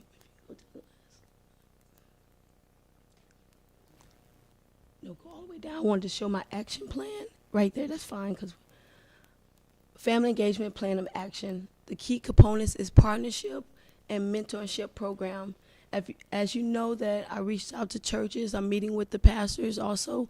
Dr. Castro will join me on Wednesday to the pastor lunching, and we're just bridging that gap for the families. Also, I started collaborating with outside sources like the prison facilities. Some kids have parents that's incarcerated, so we're connecting to all those avenues, and we're making those connections so we can provide wraparound service for our students and in every avenue. Also, we're going to be starting a parent ambassador group where parents are speaking to other parents and supporting one another. That's the key components. When you have a parent, you're going to listen to more with that dialogue with their parents versus me talking, because you're going to say, oh, you work for Dilly. But when a parent speaks, you're going to kind of collaborate on that level. And when I was able to speak to the pastors at the lunch over the spring break, it was a parent there. I thought all of them was pastors, but she opened up and we had a dialogue, and she was understanding, like, I get a lot of reminds, Ms. Bright, but I'm not going to lie. I scan over yours because I'm working, I'm busy, and I kind of forget to go back, but I'm not ignoring you. But she was being honest, and I needed that dialogue because they get so many reminds and so many beeps every minute. So we had a conversation. It's like, use paper. I was like, okay, maybe we need to go back to printing out paper. Forgive me for printing out so many papers, but we got response, and we got over 116 response that's going to show up Friday for our spaghetti night. And so we're building that partnership and that collaboration, and we're getting parents on board to connect and have those conversations, because we want to build parents' capacity where they can advocate for their kids. So through the education, providing resources where they can get their GED. Some parents say, I don't even know nothing about math, but build that capacity where they understand what they're teaching their kids at home, because you want to strengthen that avenue at home so they can be able to support. And building that collaboration with teachers. I work with teachers and try to build that partnership where they have that conversation other than just regular parent-teacher conference. Let's have data chats. Teach me what's on the report card. Make me understand, because you send a report card home, I might not know what, I see C's and B's, but what does that data mean? So building that collaboration. So partnerships, that's with teachers, that's with community leaders, that's with churches. So everybody is stakeholders in their child's education. So mentorship program is coming soon. Partnerships, it's already happening. We're just going to expand it a little bit more further. You can go down to the next slide. I was having a conversation with Dr. Castro as well as the other principals at each campus. Social emotional learning is a key component, and project-based and conscious discipline. So if we move to have those in the classrooms, we already started at the Mary Harper Middle School by training our teachers what to look for. So collaborating with that, starting with that social emotional learning, is a big component, and that's how you can get parents and students engaged together. So implementing just a small component, just checking on a parent. You don't have to call just to say, hey, Susie's not doing anything, but just checking. So I offer that, and I have conversations with parents. So you're just creating that dialogue and implementing little small social motions components with the kids, with the mentorship, having that open component and support for parents and students. And you can go to the last one.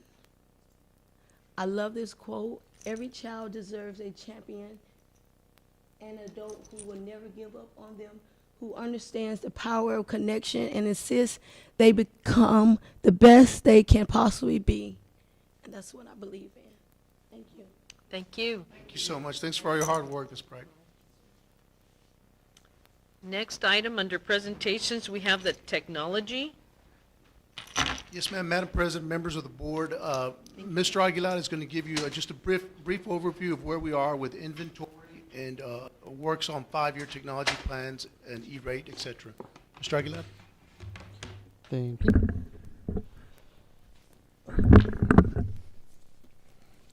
Good evening, board. Today I was asked to give a technology report on 7 key items. These range from the past 3 years on till present. So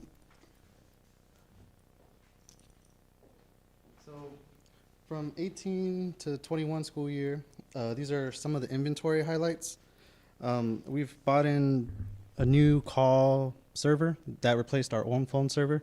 That phone server we had was for about 10 years old, so it was about time to replace it. We upgraded to a brand new Cisco one, and it has a backup, so if one fails, the other one will take place of it. This is important for 911 calls. If the office staff phones were to go down and there's no backup, then they wouldn't be able to dial this number. But we also have a secondary analog phone for those instances as a triple backup. We did buy one server that replaced it has a capacity to replace our whole data center, but right now it's only replaced 5 servers. So that was a purchase that we made this year. We purchased 30 brand new IP phones. Those are the phones that go in the office. Since I've been here, none of those have ever been replaced, so we just kind of refreshed those.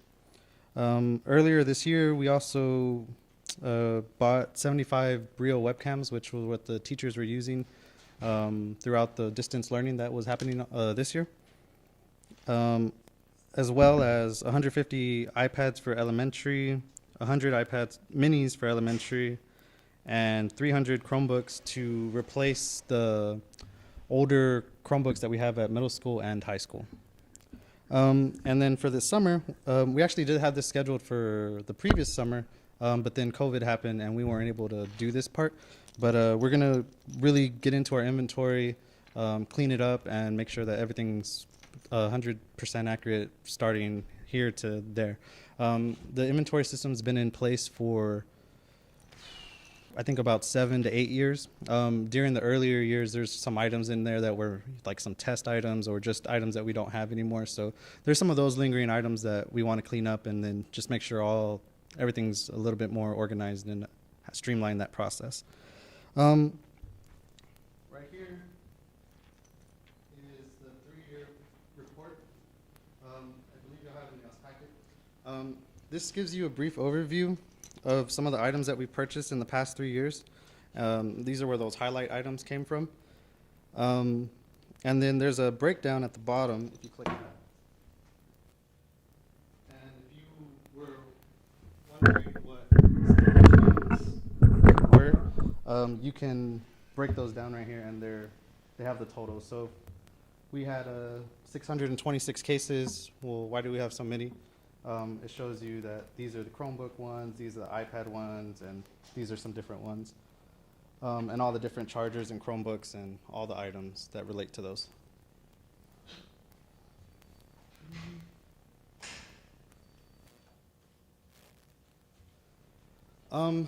In the past 3 years, these are the numbers we have for lost, damaged, lost and paid, stolen devices.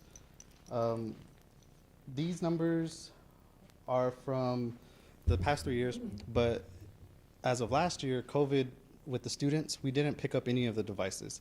So these numbers are reflective of The year before? previous before, because we haven't received those back. So we're anticipating that a lot of the devices are going to be either lost or broken or something might have happened to them. But whenever we get them back this year, we'll run a different report and let y'all be aware of these are the numbers that we have now of pretty much update this, lost, paid, and what happened to them. And so what happens if they're if they're damaged and we get a bunch of them back returned like that? What are Yes. the consequences? So they did, every year, they did sign a Chromebook agreement and an iPad agreement. As of last year, the first claim, we would replace it because they paid for it.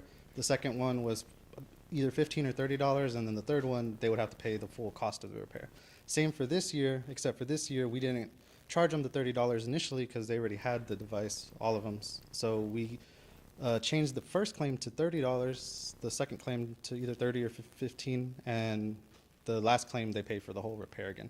So if we do receive a lot of them broken, we're going to proceed with the process that we have of sending them a claim form. You owe this much for damaging the device, and then from there we go on that process. But they are held accountable for that, through that. That does seem like a higher number. That's not even No. calculating for this past year. No, and we had some of them whenever we were doing the drop-off and the Chromebook pickup.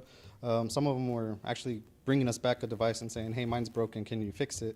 And we would let them know that, oh, we can fix it if you bring it in through our office and we can fix it like that. So we do anticipate that some of them will be broken, but we are going to have the parts to fix them and repair them and go about that process. So just a little bit to briefly touch on our inventory system, we use the WASP inventory system. A lot of school districts use it, and police departments and government agencies in general. It's our district technology inventory system. It also houses a couple of other non-technology items such as books like textbooks, so we know where they go. We have 2 printers to print out some labels, a mobile PC, 5 user licenses that we use this for. So we can use it on cell phones. If it tech's out at a campus, instead of having to come back and get the mobile PC, they can use a digital device to inventory everything. Or if we're doing mass quantities of things, they'll use the inventory computer that we have. And this is a system actually we'll be upgrading because it's end of the license right now and the model that we have is end of sale. So we'll be upgrading this, but this is a system that we use to keep track of all the inventory items. This technology storage piece, this is just where we store all our technology items. We have 5 locations. We have, in this building, we have 2. One's our normal storage where we house ink, toner, mice, keyboard, just all the day-to-day peripherals. And we also have one that's called, I just call it the Vault because it's encased with no windows and it has a keypad access. So those hold our Chromebooks and computers and a little bit higher value items. We have a storage room at the elementary and a tech office at the high school, so that we can, if a student comes in and they need a Chromebook fixed, we can easily just go to that room, fix it, and then give it back out to them. And a storage room that's near the cafeteria, believe it was the old ISS building, and that houses these items. These items are either items that don't work anymore or they've been replaced or no longer needed. So all these items accumulate here, and then in the summer, we do a recycling load and we get a small amount for the items that we give back. They can be refurbished or Yes. possibly, yeah. Okay, Yeah, that sounds depending on the items, sometimes we just, if like, a lot of these monitors are broken, so we can't really sell in an auction type setting, so we just, the company recycles them, and then we get some money back for that in credit. Matt, Yes. so could you use some shelves? In here? We could just in general use better storage. These items are actually stacked too high. But it looks kind of dangerous. yes, when I was looking at the picture, I noticed that. But whenever they were stacking it, they were trying to make it everything nice and neat. But we did store it a little bit higher there. But Got kind of carried away. that is one of the things that when they were talking about storage, I believe if we can use some of that, then that would be great. Especially if it was made for storage. Yeah. That'd be Yeah, perfect. you could use some shelves for Yes. even boxes or something. to Yeah, store. something to get it kind Containers. of lower than that, or a little bit safer. Yeah. I don't want Agreed. Somebody. everything to come down on somebody. Yes, sir. And then, I don't know if you see this, these are all the Promethean boards that we took from all the campuses whenever we got the new ones. Some of these we were replacing for different uses, but these are just what the kind of items are in that storage. Covering E-rate. E-rate, just really brief, is a program that lets us buy approved items at 80% discount. So, as of the start of this year, E-rate started over. It's a 5-year cycle. So from year 1 to year 5, that's a whole budget, and then it recycles and it refreshes the money, and then we're able to use a whole other allotment. That allotment is $167 per student. So that's right here in this, in this current E-rate, that's how much money, $167 per the amount of students we have, that's how much money we have for E-rate for this year. But the past 3 years, in E-rate 1920, we didn't request anything because that was the second to last year of E-rate cycle. And then on the final year of that cycle, that's whenever we actually requested the items, because we didn't want to request it 2 years before, waste all the money or utilize all the money, and then the last year need something, and then now we don't have any. So we waited, and then now that's what we purchased, and it actually came in just a couple of days ago. So we received 4 switches, 10 access points, and 3 UPSs. It's just to update the network. And as this year, this is what we submitted to get reimbursed for 80% of the purchase. And some of the key items on here are just firewall. We got a new connection from Region 20 that allows us to have 10 gigabytes up and 10 gigabytes down of internet speed, which is 10 times faster than what we have right now. But whenever you have that much of an improvement, you also need to update the devices. So that's what this firewall item is here.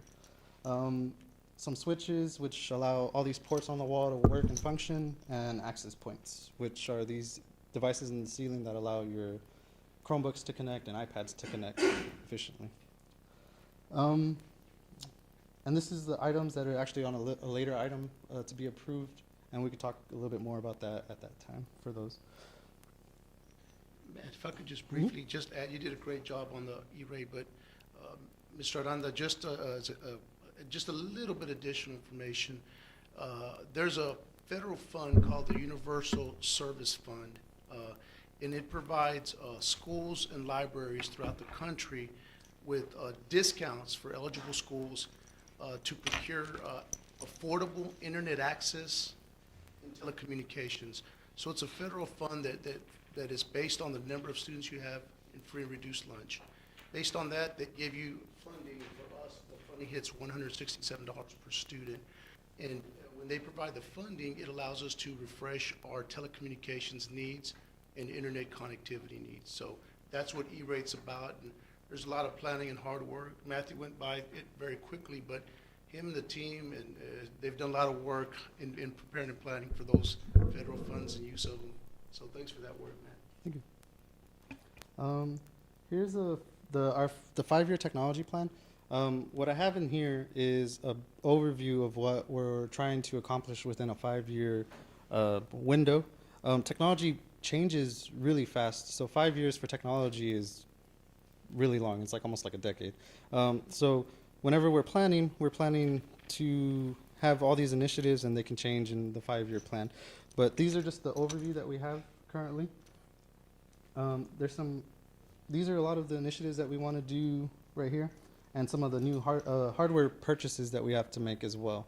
When we buy Chromebooks, they are good for 5 years to get updates from Google, and then once the 5 years hits, they stop supporting all the updates, so now we have to refresh those.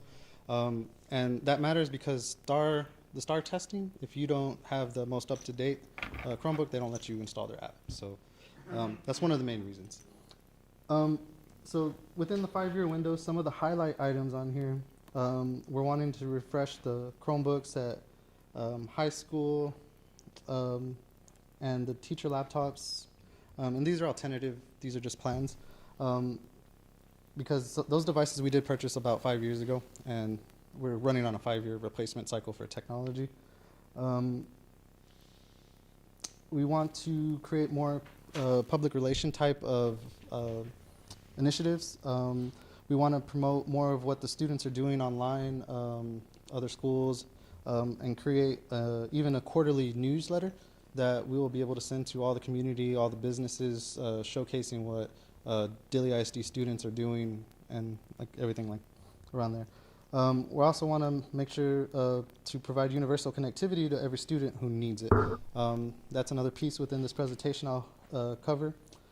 If I could Yes, just chip in. And again, as Matt and I have been discussing a bunch of items in technology, I know previously Ms. Chapa and Ms. Alvarez had talked about we do have citizens and parents and even grandparents who are raising kids in our schools, and they're not necessarily tech savvy, so they're not going to get on the social media and whatnot, even maybe on Remind.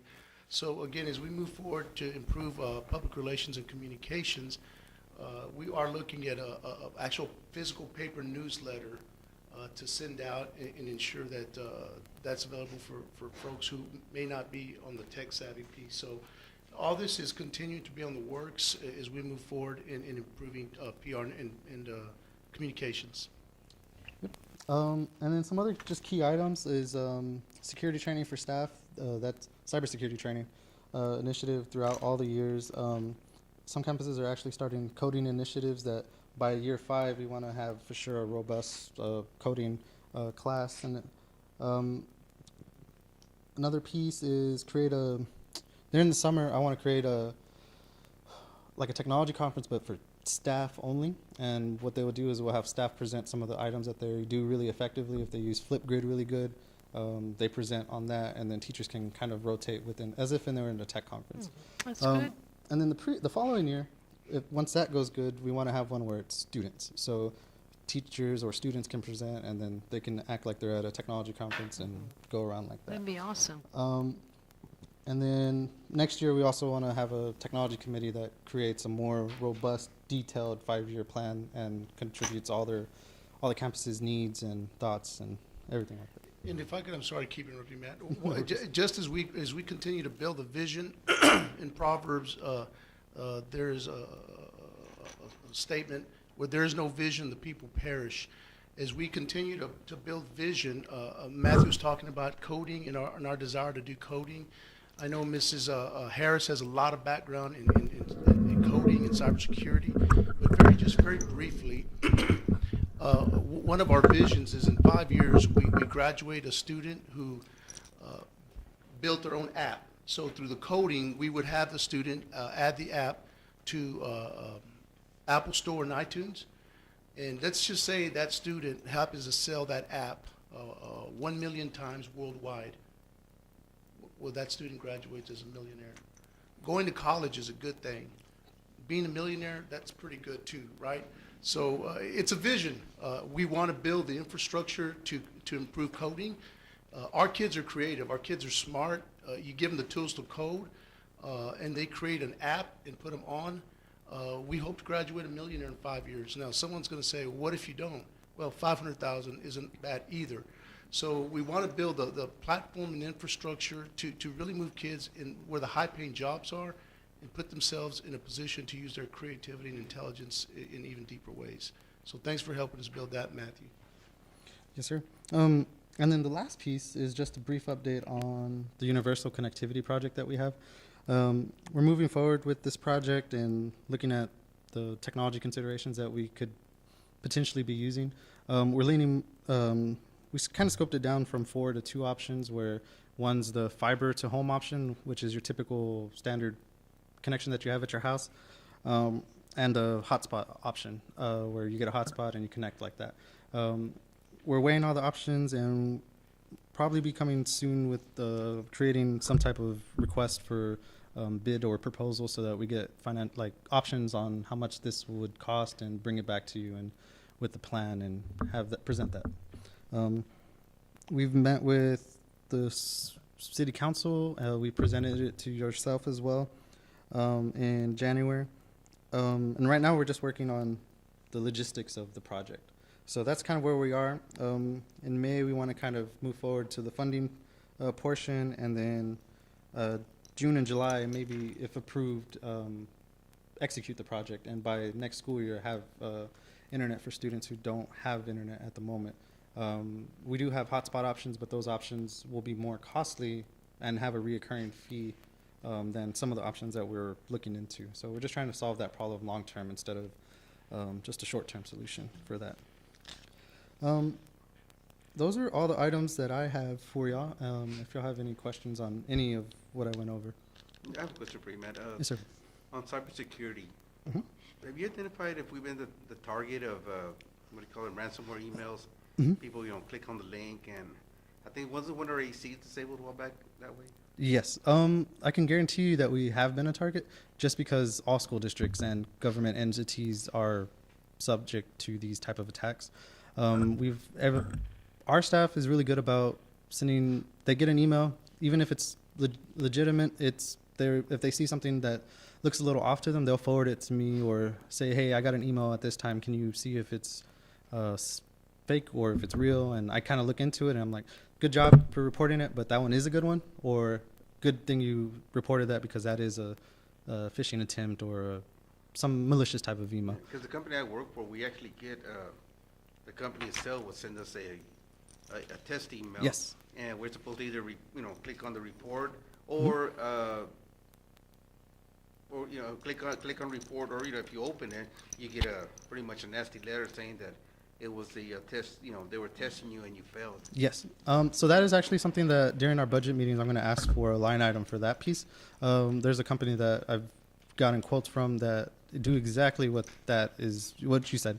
It allows us to just send automated emails to all staff, and it gives a report of who clicked it, if they even opened the email, and what they did kind of after that. Yeah, because we'll even get in trouble if we don't report it. Yes. I mean, you'll get in trouble if you open it, but even not reporting, sending it out to our IT department, that's still a negative mark on you saying, hey, you never responded to this or reported it as a possible phishing email. Yes.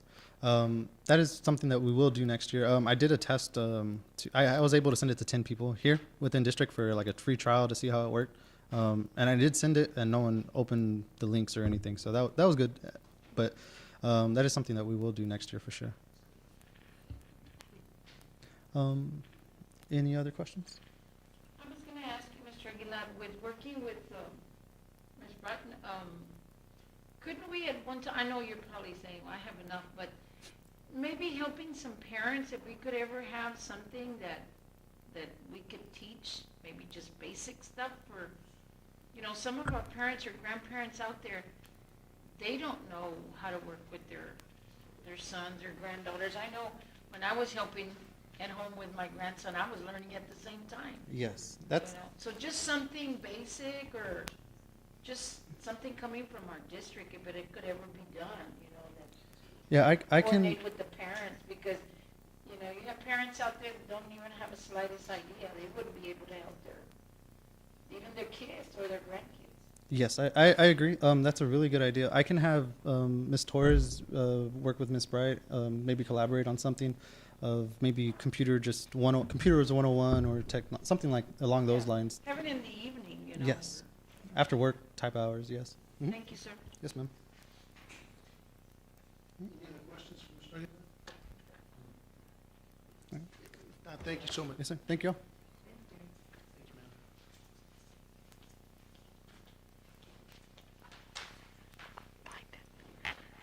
Next item, we have the high school library construction update. Yes, ma'am. Madam President, members of the board, we have just a very brief update on where we are with the progress of trying to remediate the issues at the high school. We did proceed with Mr. Alvarez's suggestion and handled those two items discreetly, and it has worked better than our anticipated briefing. So we're looking at that high school issue separate and alone, and we'll deal with the other construction matters under separate cover. So great advice, Mr. Alvarez. We appreciate that. Mr. Aranda is going to give you just a brief update on where we are, and we'll just keep you in the loop as we move forward on where we are with that high school library penetration of water. Sir?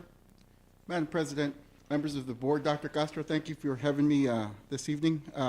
My update will be very brief, like Dr. Castro said, and it's on the progress of our DHS library restoration. BWA Architects, Mr. Boynton, did make a second visit to our school this past week, and he identified several ways to better remove rainwater from away from the building. He's currently formulating a plan of action on what he wants to do, and will get back to us soon with his proposal. Any questions on that? So right now, what he's proposing is just to deter the water from continuing to flood the area. Well, his part, being the architect, is he's looking at the drainage and the grading of the building on his part. Okay. Okay. Next is Gallagher Construction. Vaughn Gallagher came also this past week and visited our school, met with me and briefly with Dr. Castro. He came to us with his initial proposal on what he plans on doing to restore our library, and let me tell you, it was very minimal. He proposes doing the bare minimum. We expressed to him that that wasn't enough. We went over and looked at the actual building, and I went over with him what we expect for the company to do to restore our building, way more than the minimum that he's suggesting, and so he took that into consideration. He went back to his office, and he's going to revise his proposal and give us an update within a week or so, Okay. as far as what he wants to do with that. What he proposes. Well, he proposed just giving us a check. That wasn't the original agreement. When they first came, they had said that they were going to send out a crew. They were going to take care of all the issues, that all we had to do was pick out the color of the carpet. That's it. And it was going to be a turnkey job. Mr. Gallagher, he's the owner of Gallagher Construction. He came out with a proposal for a little over $5,000. Doesn't cover very much at all. Wow. What I asked him to do is that we want him to not only repair the slab, the penetration through the slab, where we're having water infiltrate the building, but we also want him to remove the shelving off the walls, remove the bottom 4 feet of the sheetrock, and assess the actual structure of the wall, making sure that there is no mold growth in there, repair any rusting that happened on the track for the wall structure, replacing that, replacing the VCT tile in that storeroom, and replacing the carpeting in that adjacent room in the library, and then putting back our shelf in our structure that supports the shelving. He wanted to just repair the hole and basically do a patchwork on the inside and nothing else. We let him know that that wasn't sufficient, and so we'll see what he comes back with, and we'll keep you updated on our weekly updates as far as that's concerned. Okay, and then TASB Construction, Dr. Castro has been in communication with Mr. Clemens, and he's been very instrumental in giving us information and advice as far as how we should move forward with this matter. TASB Insurance currently has our claim, and our claim is still active. As of tonight, at this meeting, they still haven't made a decision of whether or not they're going to accept the claim and what they're going to do as far as payment on that claim. So we're still waiting on that, waiting for their decision. Any further questions? Is that drainage from the AC units? Mm-hmm. That was a line that was coming down? Mm-hmm. So did y'all figure out where that line is? According to the architect, that line goes into a French drain underground, which means it goes into like a gravel bed, and then it drains off that way, underground in the landscaping. There's no actual above ground drain or anything like that it goes into. Originally, according to the architect, that pipe, according to the drawings, was supposed to go to the north end of the school, out towards the practice field, but for some reason, it wound up in that corner. And probably And my best guess is because it was omitted, and they went the easiest route to get that done.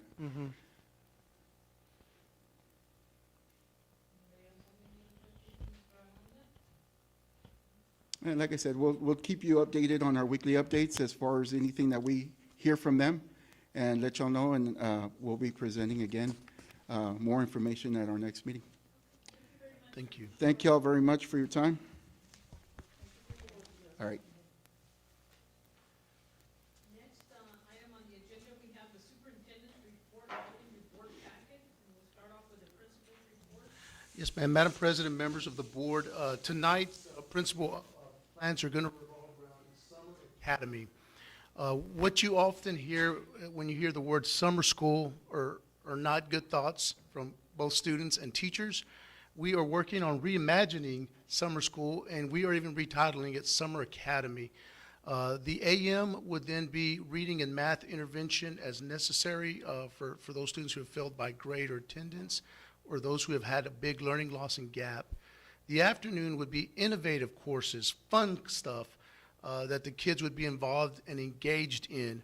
We want to bring some fun and encouragement and inspiration to Summer Academy.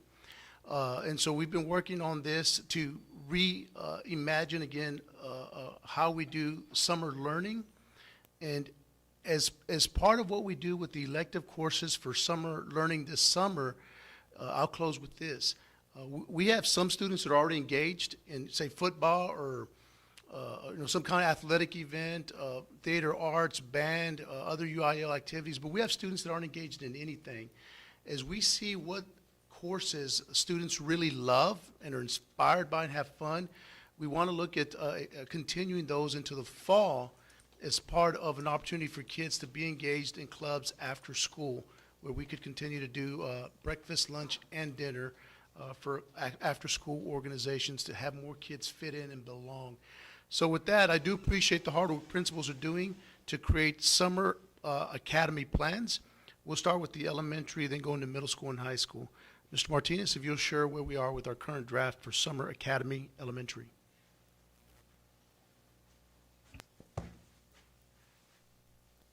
Good evening. No, Madam President just stepped out. Members of the board, Dr. Castro, I'm really excited to be here with you tonight. It feels like we haven't been together in a long time, and it has been a long time. So it's my pleasure, my honor to be here with you this evening. First time addressing you as the elementary principal in person. So as Dr. Castro has mentioned, this is an exciting time for us here at the schoolhouse, because as we're about to close this very, very difficult and challenging year, we have a lot of excitement because of what we're about to embark on, a new journey of what we're going to be doing this summer. As Dr. Castro mentioned, summer school has never really been looked at as a positive thing. It has never been really looked at with much excitement. It's always been the culmination of, well, I wasn't successful, and now I'm going to have to go to more school, and I have to go and sit for more hours and try to get through it, and I'm going to lose my summer, and I'm not going to have any fun, and I don't get a chance to play with anything with my friends or do anything that it's going to be remotely just exciting for me. It's just going to be a time that I'm just going to have more school. So one of the goals that we have is to offer a different take on summer learning with a focus on traditional academics and incorporate enrichment opportunities that will appeal to not only just students, but also staff members. Sometimes we forget that our staff members have been through just as much as all these kids have been through in the community. Through this year, I really, really, really appreciate all the hard work, dedication, and effort our staff has made across the district, because it has been a challenge, and they've been right there with us every step of the way. So not only for the students to be able to have something fun and exciting, but also a new way for the staff members that are going to be working on the Summer Academy and having them have a little bit of fun, sharing some of their passions and sharing some of the excitements that they are very, very talented and skilled in, not just in their academics and their core content areas, things that they're passionate about and that they can share with the students. So tentatively, We are scheduled to begin shortly after our school year ends on June the 7th, and we're going to be primarily going through the month of June. So going through, as Dr. Castro mentioned, we're going to be utilizing a Monday through Thursday schedule with an AM focus on reading and math, the academic portions, and then with the afternoon being the focus more with enrichment possibilities. So as we've had a chance to be able to really focus and try to develop and broaden how this summer academy is going to be new and different as we have this opportunity. We're going to have some criteria in place so that way we can have a little bit more clarity on who's going to actually attend. So as Dr. Castro mentioned, those that are primarily the number one priority are going to be students that have not been so successful here this year, that have failed or that have accumulated a lot of absences, and they're going to be required to be able to attend for those reasons. The other next level would be those that have suffered learning loss, and we know that there's going to be a lot of students that we're going to fall in that category where they've had some kind of documented learning loss throughout the school year. And then the last group of kids would be purely just kids that were very successful in the face of all the odds and all the challenges that were put forth through them here this year. They were able to be successful, and they would be able to just have pure enrichment opportunities. So following those priority levels, that's how we're going to be able to prioritize the students that are going to be attending Summer Academy. The staffing, I will be quite honest, this is a very different even way of going about summer learning, even for the staff. As we are trying to introduce this to the staff members, they're still a little shy as to what this could possibly end up being, because they're so used to, as we've already had summer school being what it has been for so long. I think some of the opportunities that we're trying to go and embark on, I think they're still wanting to have more questions, and as we begin to develop and get more and more clarity, I think it's going to help as we get a little bit more narrow and focus on what the academy is actually going to be, because I know some staff members, I know for the elementary campus right now, we have 8 teachers that have fully committed to doing the summer academy. We have 3 paraprofessionals that have fully committed to be able to do the summer academy. We hope to be able to add and increase staff members as we begin to further and further develop our plan, get some more logistics in place, and offer more clarity. So that's going to be something that we hope to increase those numbers of staff members that are going to be able to have. The other issue that we are also going to be proposing here is also not limiting it just to the school staff members that we have currently on staff, but being able to seek other talented individuals that might be able to help serve and to be able to provide enrichment opportunities to our children here at the school that maybe live in the community or outside of the community. We know that there's a lot of skilled people that are out there and that are able to share their talents and want to work with kids.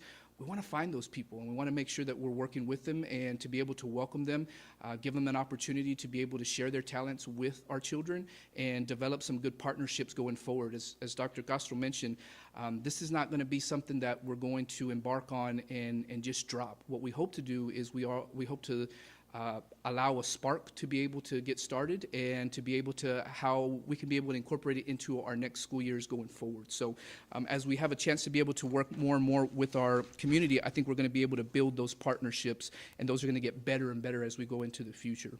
Right now, currently, as we have the commitment from the staff members, we're able to offer here tentatively what we've composed as our offerings. We're going to be able to have opportunities for our students to embark on arts and craft skills that we're going to be able to have, STEM activities, the science, technology, engineering, and math, some health and fitness components that are going to allow students to be able to learn a little bit more about health and fitness, painting, music that we're going to be able to have. I know one of the staff members that was interested in teaching music shared that she's worked with some colleagues in the past, and there's some really neat, fantastic music apps that are going to be allowing the kids to be able to create and compose music. And so we're really excited about some of those possibilities. Cooking, I know we have some talented cooks on our campus, and I know that, hey, even bringing back some of the lost art, I know, my mom even still makes fresh homemade tortillas. Man, what would be that great opportunity to have some good cooking skills for our children to be able to have to learn here. And then also photography, movie making, and then also utilizing the possibility of having a partnership with our local pool and offering some swimming classes or some things that we're going to be having and activities for them with the water in the swimming pool. So And again, we're continuing to develop and to grow our enrichment opportunities. We're not just closing it off to those lists. We're wanting to expand more as we have more and more individuals that are interested in partnering with us to be able to continue to build even more options for our students to take advantage of. So some resources, again, we're going to be utilizing some traditional resources for the academics, for the reading and math components that we have available. But we're also going to be utilizing some of the district technology, the iPads, the Chromebooks that we have that the kids are familiar with, that they know how to use. We're working with technology in order to be able to service those technology pieces and then have a quick turnaround for our students to be able to use them in the summer. And then also composing a budget. That's where we're at right now, Board. We are really trying to look at the opportunities and then trying to put some price points together, so that way we can really get down to what is this going to cost. And I'll be quite honest, this is new, so we're having to try to be able to get from the ground up to be able to get some numbers and to be able to see what this is going to look like. Best case where we have, we take it all the way, or we have different options that are going to be able to allow us to make the best decision possible. So what are we going to need maybe on the minimal side, as maybe opposed to if we can have maybe some better either quality resources, then we're going to be able to see what those are going to look like as well. And then also transportation, another thing that we know that is sometimes a struggle with getting our kids up here, because there will be some students that are going to be required. There's going to be some students that are going to have the option of coming to the Summer Academy, offering transportation to be able to have the buses. I know in the past we've utilized an in-town bus route, and then also students that are on the traditional bus riding services. I think that's going to be a real wonderful piece for our Summer Academy to be able to bring in those students that may need that extra help getting to the actual schoolhouse. So in closing, again, I'm really excited about the possibility of what Summer Academy is taking shape. We're working hard to be able to continue to grow and develop this new wave. We appreciate Dr. Castro giving this opportunity to be able to think differently and looking at it where the constraints that maybe we've had in the past with summer school, but looking at it as an opportunity to be able to have something new, something different, and to be able to have a good start that we could possibly venture off into the next school year. So I'd love to be able to answer any questions that you may have. This is something that we're really excited about getting started. Something very good and positive, and hopefully it'll take off good, whether it's minimal or whatever the range may wind up being. I think in the end, sir, it's about serving those kids and doing something with them. So whatever range that is, I think it's gonna be okay. No, absolutely. I couldn't agree with you more, ma'am. Mr. Martinez, how many teachers are you looking forward that might want to join up? I'll be quite honest, Mr. Torres. Right now, we have 8 committed teachers, 3 committed paraprofessionals. I'm hopeful that as some of the logistics, and I know some of the things are going to get presented here today a little bit later on, the things that we're wanting to have is not even putting limits on teachers. If we have a teacher that could be able to possibly work maybe the PM, the afternoon session for enrichment, we want to invite those teachers in. If they just want to maybe work the academics and that's maybe all the availability that they have, then come on board. We'll be able to have them work. If they're able to work for 2 weeks and maybe the other 2 weeks they're not, can we find another partner teacher that could maybe cover those other 2 weeks? So I think as we're getting more and more information, I think the biggest question mark was we just didn't have a lot of clarity whenever we began to have the conversations with the staff members. The ones that we had committed, I'll be honest, they're staff members that have been, with us throughout the past summer schools, and they know summer school. They enjoy working in summer school, and so there wasn't much of a twist in their leg to be able to kind of come up and work Summer Academy. But I think as more and more details get laid out, I think we're going to be able to get more interest from the staff members. Awesome. And also, again, like I mentioned earlier, reaching out to the community and having other people that are willing to come in and work with our children, as long as they're able to meet all the requirements to be able to come in and work with our children, to have that as an opportunity to again, build partnerships and allow our community members to show talents to our kids that we know we have a lot of talented individuals in the community. Okay. Thank you. Yes, sir.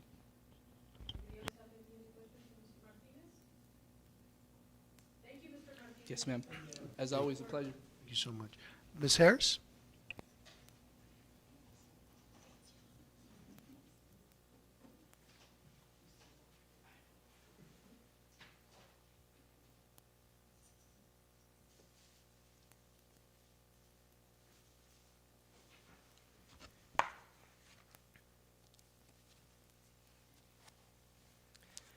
Good evening, Madam Board President, members of the board, and Superintendent Dr. Castro. The following report is your Mary Harper Middle School Summer Academy proposal for 2021. And I do recognize that as our students are returning to our campuses, that it's really important that students are connected and we find a way to reconnect. So this has been a really, really special project to be able to plan out. And I have the opportunity to ask our students daily, hey, what do you plan on doing this summer? And really starting to encourage them. And there's so much excitement built up around our summer academies. So the dates that we are proposing are as follows: June 7th through the 30th, 2021. So it will be 15 days long at Mary Harper Middle School from Monday to Thursday from 8 a.m. to 3 p.m. And the MHMS Summer Academy will include opportunities for reading and math acceleration, attendance recovery, and enrichment activities. Our schedule is planned out as follows: breakfast from 8 to 8:30 a.m. with planning and prep for the teachers. Math and reading from 8:30 to 9:45. That'll be the first block, and then we'll have a second block from 9:45 to 11 a.m. We'll have a lunch break from 11 to 11:30, and then we will have our enrichment activities begin 11:30 to 1, and our second session from 1 to 2:30, and then an afternoon snack and dismissal from 2:30 to 3 p.m. As Dr. Castro stated, we will use this opportunity to build relationships with students as we engage them in fun and exciting activities. We have approximately 55 students based upon our first semester grades and attendance who will need to participate in accelerated instruction for math or reading or attendance. We expect this number to decrease, though, because our teachers have been continuing to work with our students on any kind of grade repair that they're able to assist with at this time. So they have been working towards decreasing the number who will need to take the math and reading courses during the summer. We have several staff members who are interested in participating this summer, and they have phenomenal ideas and creative, fun activities that they're proposing. We have 7 teachers who are interested and 6 paraprofessionals who are interested in working this summer, for a total of 13 staff members at this time. Enrichment session ideas included acrylic painting, swimming, book club in partnership with the Dilley City Library, coding, forensic science, culinary, space exploration with a field trip to the Houston Space Center, makeup class, Zumba, and cheer. When we conducted our student interest survey, we had about 145 students complete the survey, and the high interests were in the following areas of learning to use a Cricut machine, bon appetit, culinary, so they really want to learn how to make some nice items that they can then eat at the end. Arts and crafts was a high number. We had about 77 students interested in that. Space camp, they're really interested in learning about the planets, the solar system, and the teacher wants to wrap up her session with a trip to the Houston Space Center. We also have students who are interested in health and wellness, very much so. Coach Silva has definitely come in and made an impact on my students. I know they are ready to stay in line. They want to participate in all these activities. They know that, okay, I may have to do a little bit of grade recovery from first semester, but they're working on it to ensure that they can participate in these activities during the summer. Yes, ma'am. So that is, yes, so that is learning. So when you go to a conference, a lot of times they'll give you a little goodie bag, a little swag bag with the cup in there, and it's designed. So that is learning to use a Cricut machine. So like your cup there, they would learn how to personalize it. And actually, that idea came from Amanda Vega. So I said, that's totally awesome, yes. And the students really, we had 73 students that responded they were interested in that. Yes, ma'am, so, yes. Yes. Absolutely. And what we did on the student survey is we included pictures, Madam Board President, of each activity, so they had a chance to see, so they saw, what they would be creating in each session. So it was a nice interactive survey for the students to complete. The students also offered their take, and they said we should offer gaming. So we need a gaming session for those who like to play video games. And then again, the sports came up. They highly recommended that we have a sports session.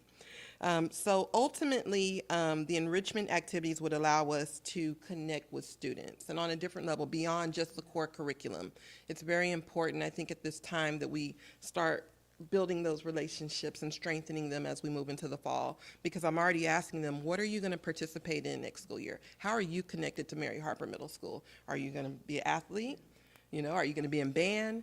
But I want everybody connected with some program at our campus, and this is where it's going to start with the relationships with the teachers so that our students feel comfortable coming in and participating.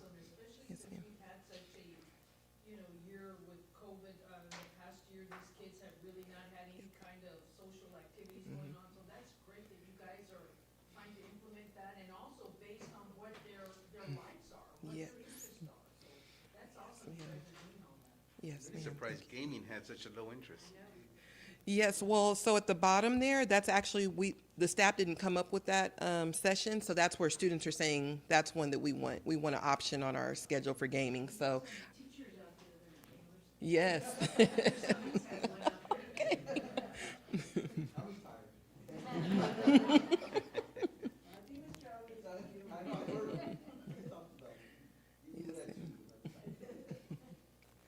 Yes, ma'am. So again, we just have a lot of excitement surrounding this, and the students stopped me and said, Miss, I answered the survey, when are we going to know what the dates are? So it's been really exciting, again, going on this journey with them for summer, and I envision the campus just, being open, being active, students coming, they're ready to come. Out of also the survey that I actually ended up with more students even after who completed it, and I only had 15 that told me no out of 185 so far. So everybody else was a yes or a maybe. So I'm thinking the maybe is I need to go ask mom first before I commit. Any other questions at this time? Okay. Thank you. Thank you, Ms. Harris. And finally, Mr. Solis.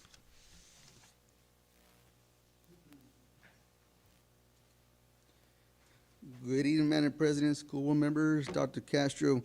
The good thing about going last, they pretty much covered everything because my son will repeat. But I will radiate what our focus is. It is academics, and that's our primary target, is to help kids with their academics, whether they've lost credit due to grades or attendance, or even we find evidence they've lost an academic grant from the year before. So that is our primary focus. After that, it's open to everybody they want to come, and that's the fun side, the innovative courses and our academy. So where I started out with, I surveyed my teachers to find out what their interests were, to see what I could offer. And that was my starting point, and I created my list. And I asked them what were the interests were, what were their minor, and if they had a Utopia class, what did they want to teach? And from that survey, I created my list of classes that I have down there. And as you go through those, I'll list them out, career and fundamental of college, kind of learn how to be a college student. Sign language, and this is not in any particular order, this is how it came off my survey. Strength and conditioning, and that's more about lifting weights in proper form. Film analysis, floor design, journalism, theater and drama club, hopefully I can go out for next year. Auto mechanic, and just general knowledge of automobiles. Barber school, business, doing checking accounts and managing your business. Snorkeling and swimming, that's from Ms. Robertson, in case you were wondering who that was. A hero's journey and how it is used in film, which is a shocker, Ms. Alvarez, because that is Mr. Alvarez's suggestion. A hero's journey and how it's used in film. That is like, I knew he was a gamer, that's what I was hoping someone would put a game, but he put that one, so. I need to go talk to him. Cosmetic, more like makeup artistry. Spirit Club and chamber music, and learning how to appreciate that type of style of music. After we got that list, I sent out the survey to students to see what their interests were. I wanted to see if they were going to come. At the time of this survey, it was 110 responses. I'm up to 128, and the percentages haven't changed much. I'm still at about 50%, 51% of the students' attendance depended on their family and their vacation and what they're going to do. That's part they don't know. But there were some that said, no, I don't go, and some are really kind of dependent on what's going to be offered. Right now, in terms of my offerings, I do have 5 teachers who have committed to working summer school. One of those is only for half a day. So there's three that are core, 2 that are elective, I got one wing their wings. Hopefully they'll let me know tomorrow what their commitment is going to be. But I think still a lot of them are waiting to determine, on their vacation what they're going to do. They're probably still wondering if there's going to be lifting of the COVID restrictions and they can go on vacation or not. I think if that kind of stays in place, they're going to work. Might as well do something instead of go on vacation. Also, they're worried about the pay, what the funding is going to be like. Are they able to fund their project? For example, snorkeling. I mean, we need money to buy goggles and a snorkel. I was like, what is that tube called? So, I mean, that was some of the questions we had when we talked about it. Because is there going to be money to support the actual programs that we want to do and the courses we want to offer them? So from the student survey, I did a breakdown of where the demand was. And I did put this in high to low. So there was a bigger demand right now with sign language and strength and conditioning and cosmetics. Now you looked at, I mean, that's first choice. So on the survey, I asked students, like, pick the class you want the most, that you like the most. And then the second question was kind of pick up your backup. If that course didn't make, if you couldn't fit into that course, what would be your next one? And then your third backup and your fourth backup. And it works more in our favor because that's kind of like our schedule now. So I can think of that first choice as, my 8 to 9 o'clock hour of classes I could offer in conjunction with any kind of academics I can offer. So for us, we can have a mix because there's some other things we got to throw in there. We still need to do some TSI prep. We still have to do our college bridge. I'm trying to incorporate the Texas college, summer bridge for early college. I'm trying to get our summer bridge, our Texas college bridge going as well for some of our juniors. And I want to start early on our OSA certification. So I got 4 things I need to kind of work into the whole course, along with, making up Algebra 1, making up English 1 credit, or retesting for Algebra 1, or retesting for English 1. So looking at my failures right now, and just projecting, I'm looking at about 50 kids in grade 9 having to come to summer school for athletics. That's like 25 in Algebra 1, and another 23, 25, 24 in English 1.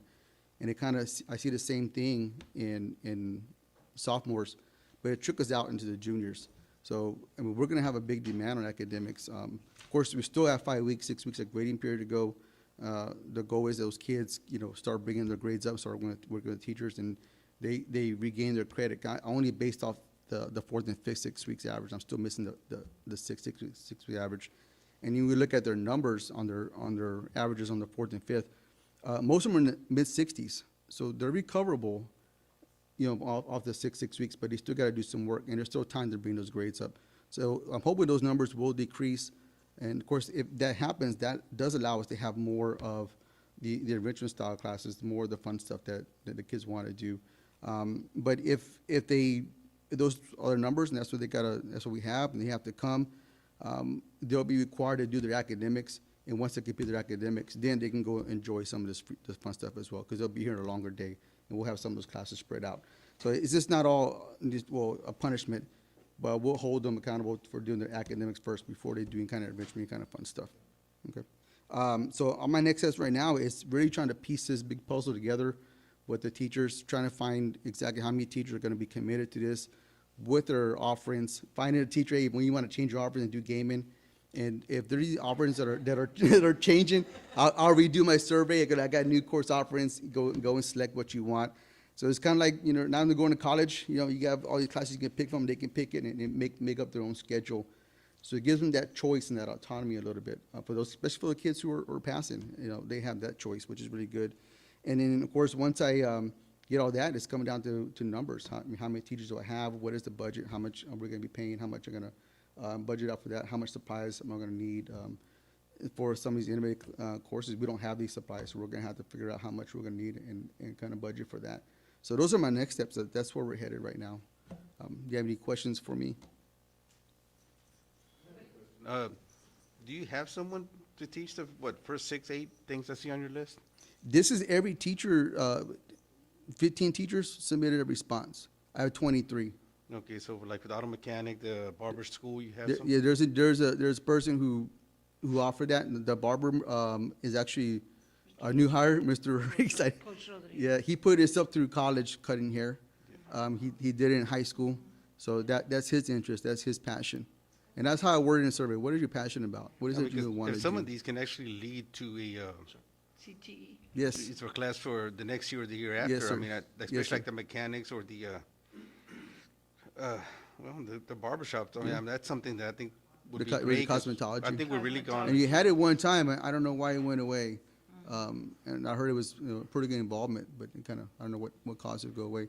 But I have been reaching out to, people I know in the community, because I'm looking for somebody who knows carpentry, who maybe works kind of slow, they want to come in and teach kids basic carpentry skills, because there is a CT certification for that, IPC certification in general carpentry, or even mechanics. They want to come in and teach kids how to work on an automobile. I knew a student in another school. She was a female, and she went to college and knew how to change brakes, and she worked for Midas, and put herself through college, changing brakes. So I mean, the jobs are there, but we need people to teach these kids. And so if you know anybody, it's in the automobile field that wants to come in and maybe dabble in it now, and something we can grow into next year, or as a carpenter, like I said, who wants to come and show kids, and maybe we can grow that into next year as well. Because we got a wood shop, we have the tools there. We just got to find a body to put in to teach kids that. I'm just kind of interested on the seniors.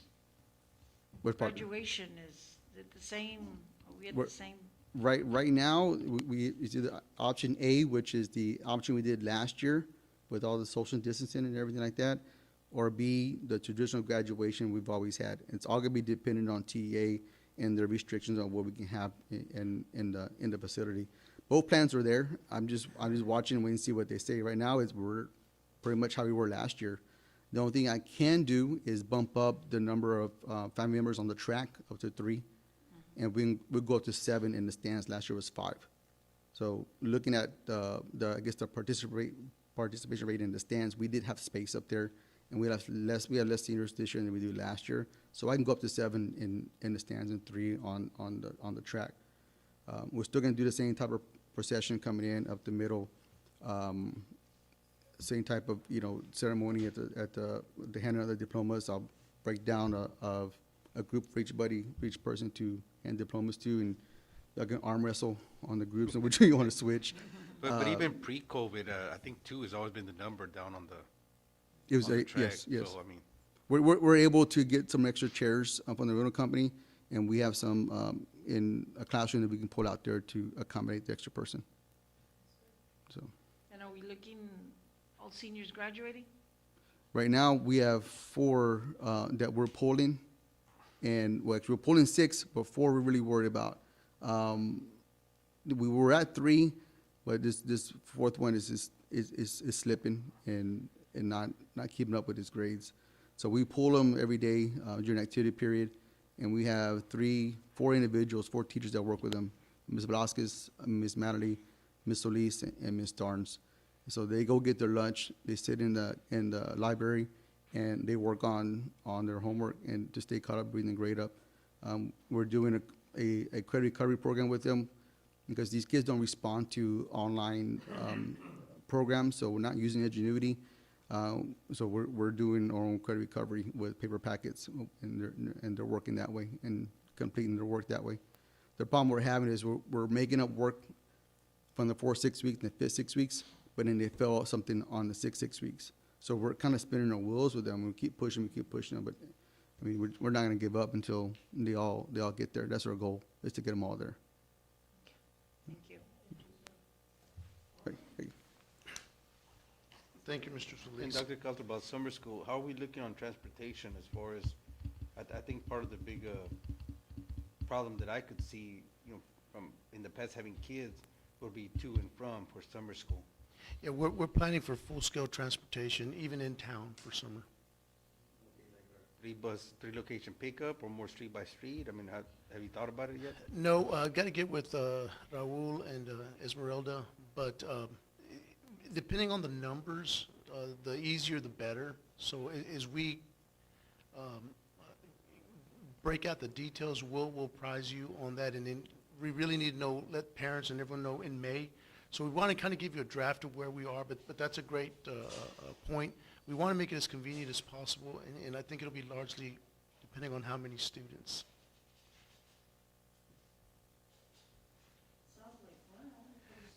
Yeah, that's the idea. We want it to be enjoyable and fun and exciting. We're looking at some misters at the elementary and over at the high school where kids can be outdoors and even in the heat, you know, have the ambient temperature be 20 to 30 degrees cooler with misters outside.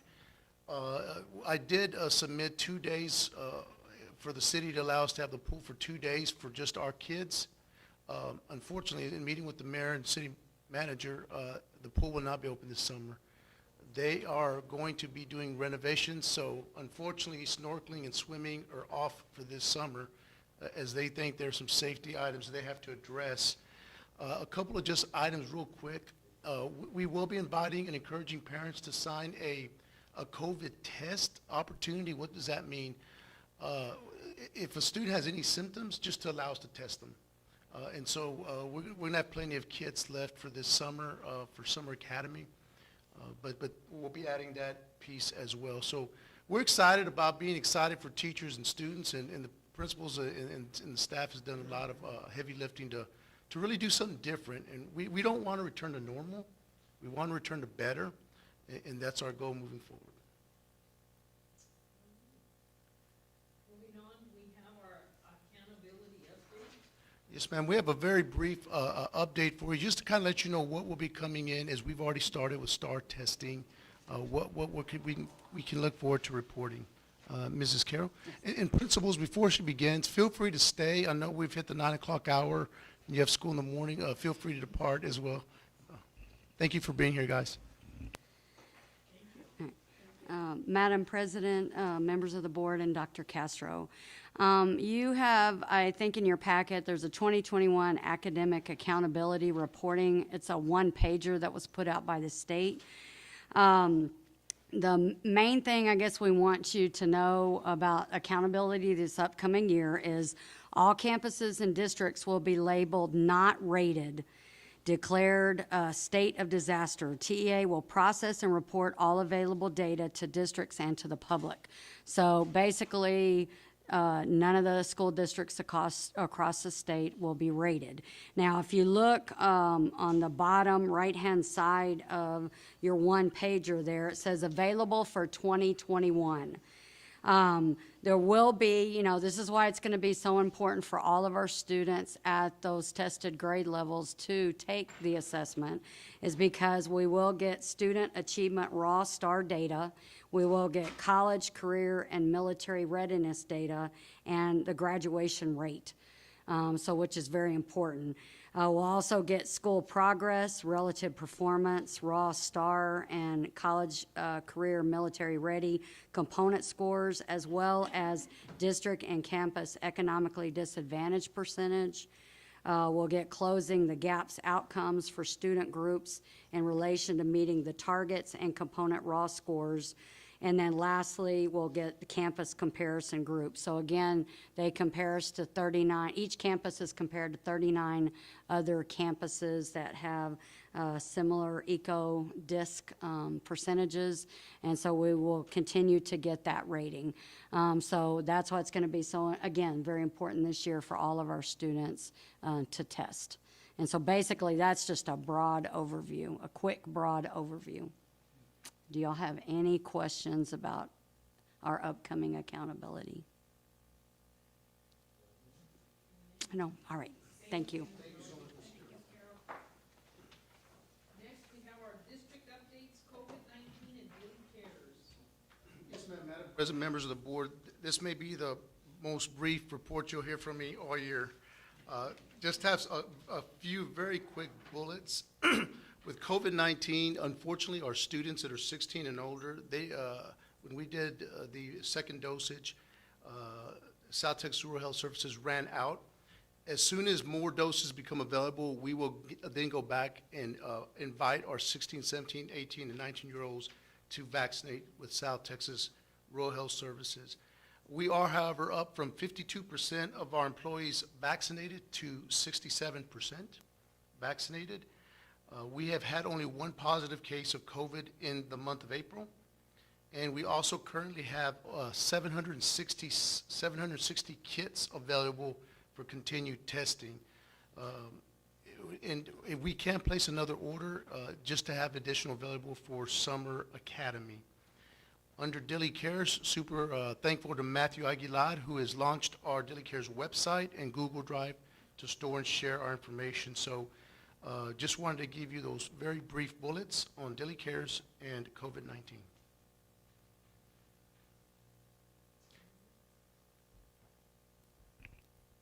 Under the next item, Madam President and members of the board, the transportation and facility reports are relatively similar to the ones you've seen before. I do want to point out one brief thing under transportation. One of our vehicles is not operating at this juncture or not operating safely. It is our 2007, one of our trucks, 2007 Ford F-150. It is currently at 2,900 miles. It now needs a new transmission. We have several estimates that put us from about $4,700 to $6,000 for a new transmission. Excuse me? The mileage? The mileage is 209,000. I'm sorry. I apologize. It's $209,000. ¿Qué cosa? Ya se me hace- 209,711 miles. It is a 2007. So at this juncture, we can repair the transmission and hope that it lasts us a little longer, or we can move forward with a replacement vehicle. We will likely be coming to you here in May recommending for replacing that truck and not investing additional good money after bad.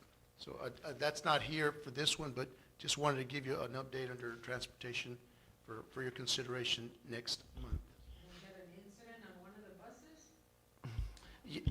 Yes, there was just a small dent in the bus as it was backed into parking. It hit one of the little poles.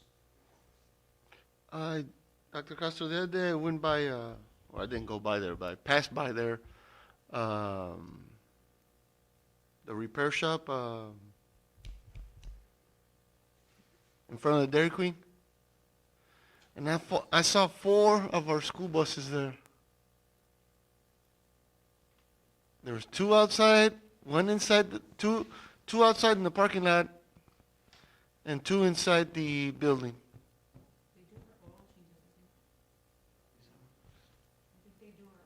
They do your oil change? Okay. So, I was just wondering why all these buses are being at the repair shop. But if that's the case, well, I understand. There was 4 of them there. When did you see that, sir? Oh, it was during the week, last week. The accounts payables for last March, oh, okay.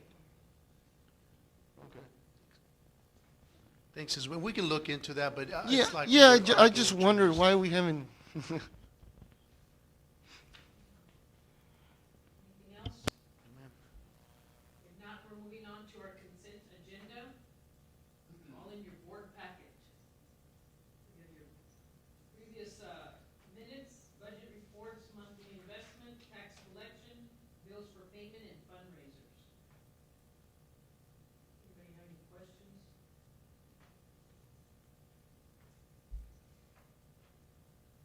No questions, do I hear a motion? I make a motion that we approve the consent agenda as presented. Kay Smith. Motion made by Kay Smith. Seconded by Frank Torres. All in favor? KD? I approve. None opposed. Motion carries. Next, we have action items, instructional materials allotment and TEAC certification for the 21-22 school year. Yes, ma'am. Madam President, members of the board, we are now down from 9 to 7 items for your consideration and approval. The first one is the instructional materials allotment TEACS certification. We are required by TEA and state law to have you certify the fact that the materials we have are aligned to TEACS, and part of the certification for this next upcoming school year. The materials and books that we have are the same ones that we've had this previous year. Mrs. Carroll? Yes. And I know the form looks a little bit different from what you may remember in the past. The one in the past was just check boxes. And it would have you check physical education, health, fine arts. What's changed this year is it asks you only the 4 core areas. So you see math, reading, language, arts, science, and social studies. And then it asks you to also list what are the current resources that you are using. Now, we use TEKS resource system for all grade levels, but then these are our adopted materials that we have in each of those subject areas. And then it also said that, you have to select what's your district's approach to teaching the TEKS. So here it says, what we selected was our district's approach to covering 100% of Tier 1 standards in math, reading, language, arts, science, and social studies is the adoptions of the TEKS resource system and alignment of purchased materials to the TEKS resource system scope and sequence. So basically what that means when we say adopt a math book, we're not starting at chapter 1 and finishing at chapter 10 at the end of the year in order. We look at what our scope and sequence is, and if chapter 5 is the first thing in our scope and sequence, that's where we start. So that's basically how we work. And then also, the district requires all school leaders to implement this approach. That was another area that we had to select. Now here, this board certification will need to be signed by the superintendent, the board president, and also the board secretary, and that remains the same signatures as it was in the past.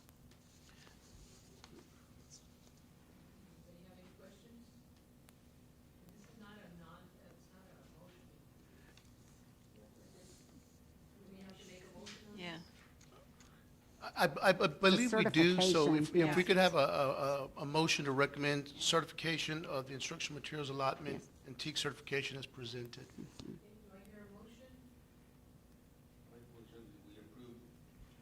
I make a motion that we approve the 2021 allotment and TEKS certification form. Motion's been made by Renee Alvarez, I second it. seconded by Kay Smith. All in favor? None opposed, motion carries. Next item, we have the E-rate purchases. Yes, ma'am. Madam President, members of the board, you heard part of the presentation that Matthew gave earlier today on E-rate. What you have is the items that we're proposing to purchase as we move forward into next school year for E-rate upgrades to our school district. We do recommend you purchase these E-rate, you approve these E-rate purchases. No questions, do I hear a motion? I make a motion that we approve the E-rate purchase for presented. Motion's been made by Renee Alvarez. On the motion, you do need to say the amount. I make a motion that we approve the E-rate purchase as presented for the amount of $95,524.55. Motion's been made by Renee Alvarez. Seconded by Ray Aranda. All in favor? Yes. None opposed, motion carries. Next item is discussion and possible action to approve the district to purchase school supplies. Yes, ma'am, and thank you, Isabel. The school supply list has been updated with campuses. Most of it is the same, but there were minor tweaks. We do recommend that you allow us to purchase, once again, the school supplies for students this year as presented. No questions, do I hear a motion? I have a question before we make a motion. Where exactly, I believe last year, our business manager kind of, one place for the pencils, one place for the paper. Is this all coming from one place or also shopping around to see what the better deal is for the individual items? Mrs. Carroll, do you have any information on that, or Isabel? I believe this is just to approve that we can, but we go out for bids and we do go with the lowest price. Okay, so not necessarily getting everything from one place, right? No, I know they outsource to different places. No, I'm just curious.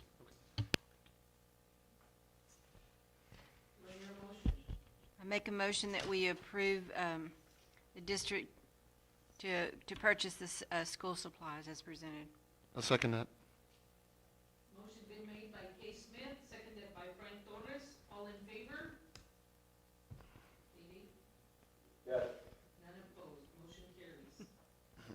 Next item, consider and take possible action on the 2021, 22, 23 student accident insurance. Yes, Madam President and members of the board, this is the same insurance we've used for student accidental insurance as before. I do want to point out just one difference, and it may seem kind of minor, but I do want you to know.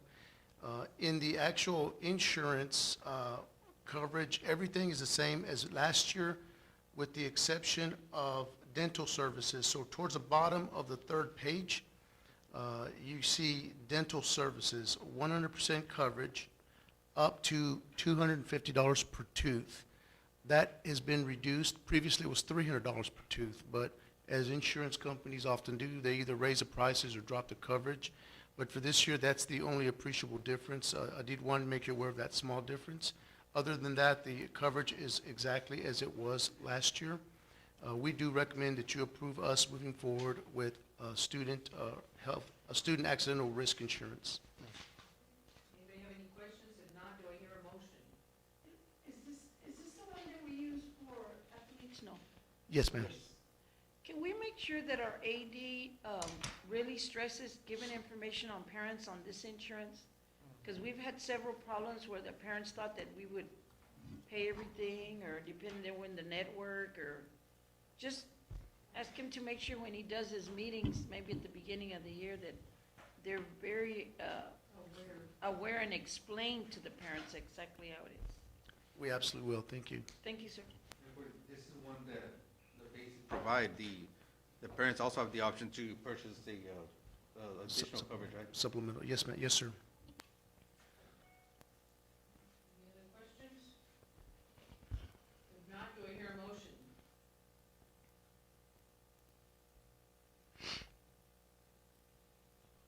I make motion that we approve the 21, 22, 22, 23 student accident insurance as presented. Motion's been made by Renee Alvarez. Seconded by Juanita Alvarez. All in favor? Dee? Hello? Hello? Mr. Rodriguez?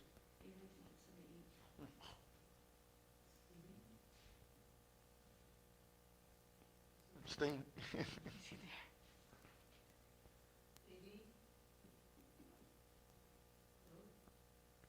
Wake up, JD.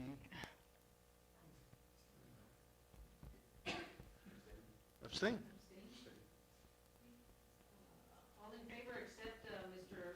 Rodriguez abstaining? Motion carries. I'm sorry, guys, I was having an issue. Okay. Did we review the? Is that a yea or nay on the last motion? Yes. Yes. Okay. Strike that and make it as a, Unanimous. so it's unanimous. Motion carries. Next item, we have discussion and possible action to approve the 21 Summer Academy pay schedule. Yes, ma'am. Madam President, members of the board, what you see here is the current pay schedule for summer school, now Summer Academy. I am recommending and requesting an augmentation of pay. We have not augmented teacher summer school pay for a long time. I'm requesting approval for $40 an hour for Dilley ISD academic courses, $30 an hour for enrichment courses, $30 an hour for non-district teacher academic enrichment, non-academic enrichment courses, and then $20 an hour for paraprofessionals that will be working. This will not be local funds. These will be federal funds that can only be used for supplemental pay anyway. So it does not impact our local budget, as it will be only supplemental federal funds. We do have it in the budget to make this augmented teacher pay. And then finally, I do want to take this brief point of privilege and just let you know that our ESSER 2 and our ESSER 3 fundings are currently being held up at the State House in Austin. Many states have already released ESSER 1 and ESSER 2 fundings to school districts. Our state is not one of them. I have been in communication with Tracy King and several other legislators, strongly encouraging them to release and encourage the release of ESSER funding. Even for our size district, our projected amount of ESSER 2 funds would be about $1 million. And ESSER 3 funds would be about $1.2 million. That amount of money would be for closing the student achievement gap. That would allow us to augment teacher pay, material supplies, interject fun and innovation into the learning. For an example, Ms. Dubose met with Scholastic this morning, and you saw the innovative courses the principals were talking about. She's coordinating with her, saying, do you have books that attach to these things so that we can make it co-curricular? Even though they're fun, we have some reading attached to it. So if the state releases the funds, we should have substantial amount of monies to help close the achievement gap and make learning even more innovative. That aside, for Summer Academy, I do recommend that you allow us to augment the summer pay schedule. This would be for 2021 Summer Academy only. We would ask you again next summer, pending funding, to approve the same rate in the future. So any questions on the augmented pay schedule recommendation for this summer? Would you like for that to be read aloud with the different dollar amounts? Yes, ma'am, please. Any questions? If not, do I hear a motion? I move that we approve the 2021 Summer Academy pay schedule. You want me to read the? Just so that it goes on record, there's no confusion as to who's getting paid what. The mic. And that's the requested pay schedule.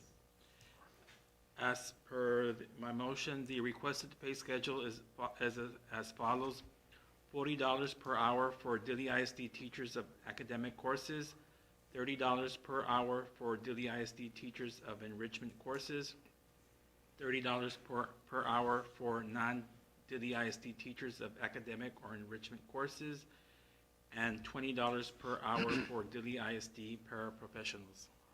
Motion's been made by Mr. Ray Aranda. I second it.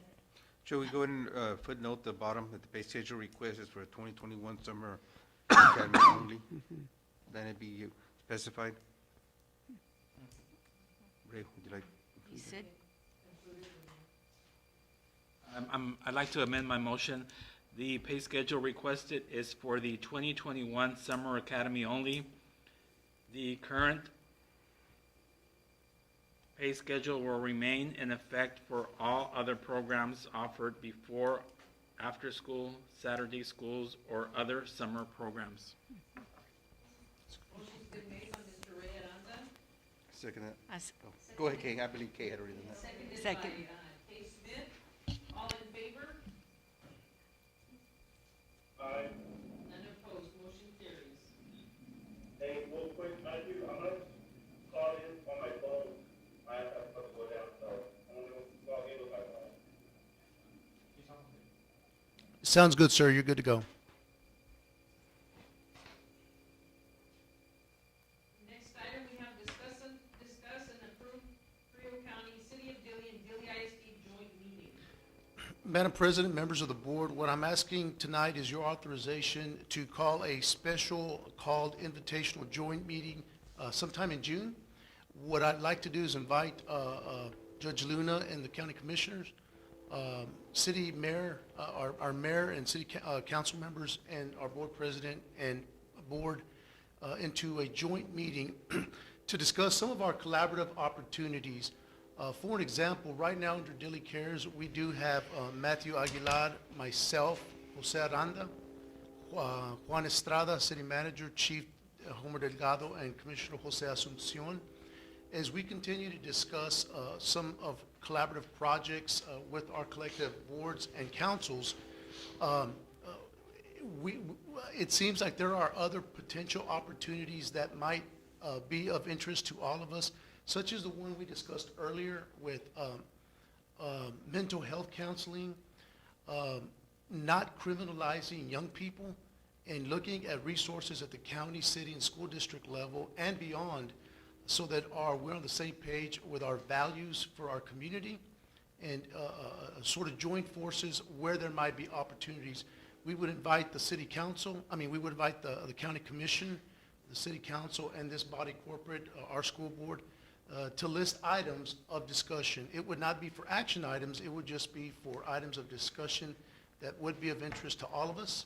And then I'll close with this. As we continue to look at opportunities to maximize the tax dollar at the county, city, and school district level, we think this might be a wonderful opportunity for us to just come together in fellowship and just talk over some ideas that might be of joint interest through the three public entities. So again, looking to call a joint meeting invitational sometime in June for discussion of said items. I have a question. Yes, sir. Would this include all the 7 board members, five, what do you call it, a city council, mayor? Include everybody, or be a committee of? That's a great question, sir. My initial thought is just to invite everyone and see who is available to come. Since there won't be any action items, it would be just discussion items. We would all duly post. Our location would probably have to be a gymnasium or some bigger location where we could still spread. But my initial thinking is to invite everyone initially.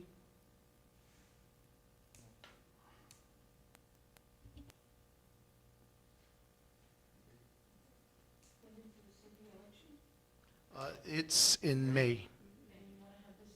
Yes, ma'am. Do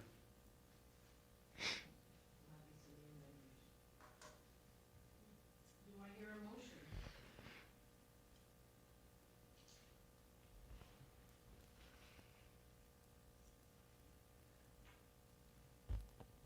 I move that we approve the Rio County, City of Dilley, and the Dilley ISD joint meeting as presented. Motion's been made by Ray Aranda. I'll second that. Seconded by Hey, Matt, I don't know if you can hear, but I'm having trouble hearing some of the board members speak. I don't know if their mic's off or what the issue is. I second that. Did you hear that, JD?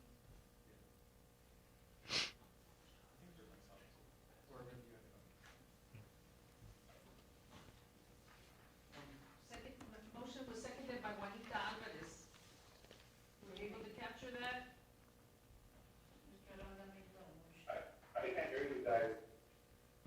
We all have our mics on. We don't have more.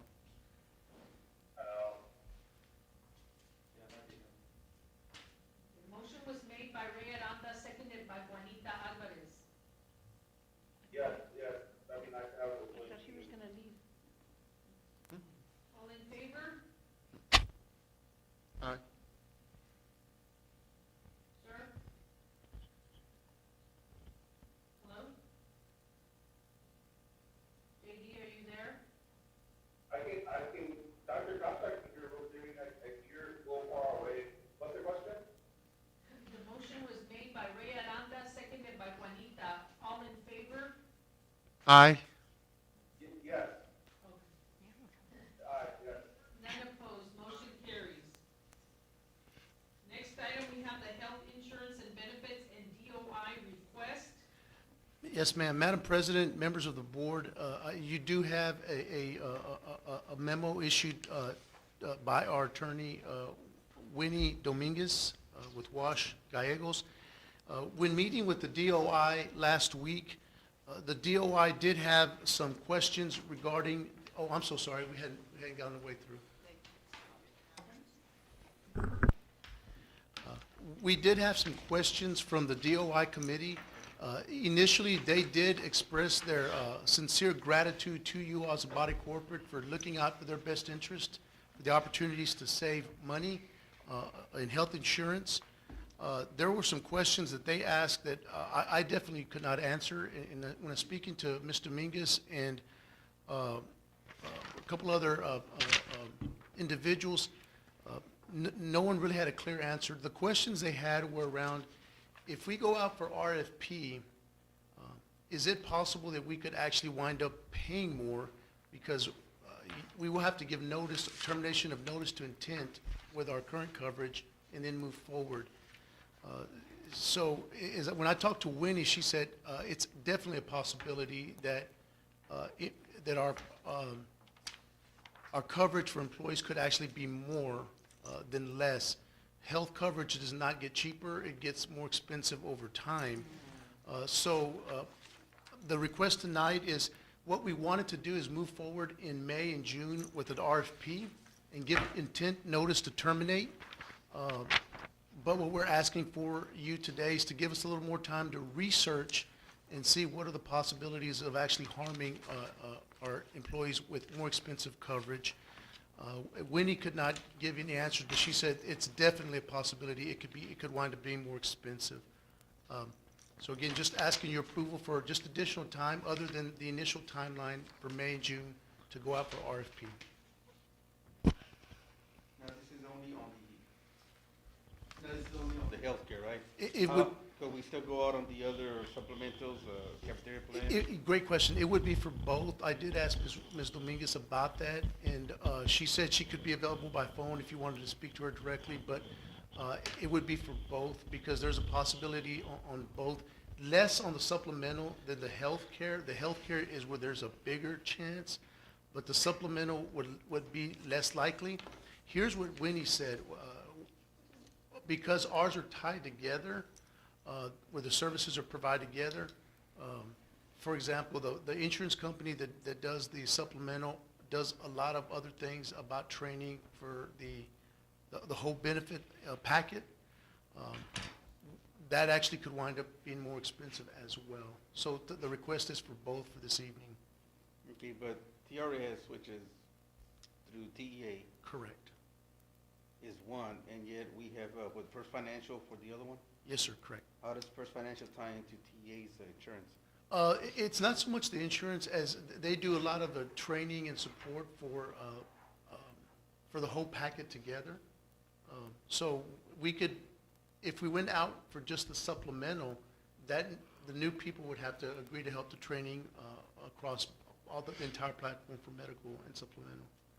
For example, the TEA or TRS, they don't come out and present and do all that stuff. We have to do it ourselves or have a supplemental person do it with us. Ms. Bindley was very much trained in it, and so she could do it herself, but she actually worked through First Financial to present both sides of it, both the TRS side and the supplemental side. I just can't believe that TRS, but I'm assuming they insure most school districts, right? They insure the biggest part of the state, yes, sir. That they wouldn't have someone go out there to explain their benefits. I mean, I just don't see how one ties to the other. And I could definitely see the numbers and the insurance coverage based on that numbers and the premiums, but that kind of has nothing to do with the, what is it, 403? I always call it 401K. It's more 403 and 457. The 457 and the 403 plan, how that and the cafeteria, plan, how those also help out TRS when they have nothing to do with them. And certainly I can get Winnie to give an additional clarifier for that as well. If we are, because that would be less detrimental for sure, the supplemental, than the health insurance. Potentially less detrimental. It seems that everybody's scratching everybody's back on this one. I mean, as far as they're all tied together to keep you from going out and getting prices for possibly better services, because they're all intervening together. Right, and so we can certainly have Ms. Dominguez represent to the board, but given the questions from the DOI and her recommendation, that it would be wise to slow it down and make double sure. But we can certainly bring back the supplemental in May.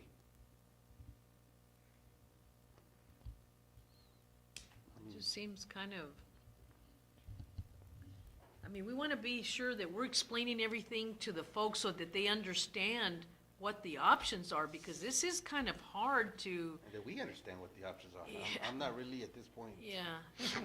Yeah.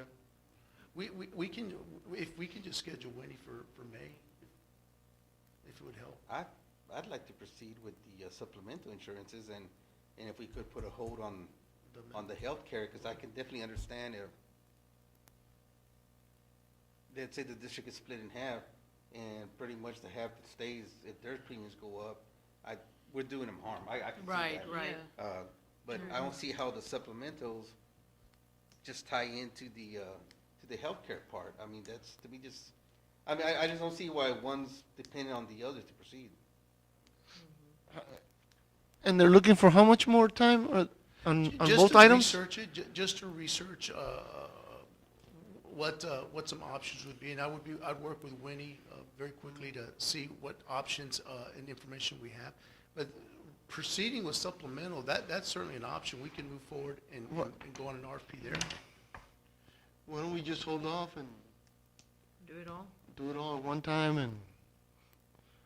and get it, to where everybody, get the yeah. legal matter out of the way, and hopefully there's no penalties for How much time do we have, sir, before this needs to be? So for this year, it's going to be, insurance rolls over in August, Isabel? Say again? So to get it by that time, it's going to be really tough anyway, to go on RFP and get it all sorted and graded by August. Either way, either medical or supplemental, to get it done by August. If we started now, we could possibly have something ready for your approval in July, possibly. But more likely, again, that's what Winnie was mentioning, more likely, we would need to get something approved for you or by you in the fall, and then be active for the following year. So not, yeah.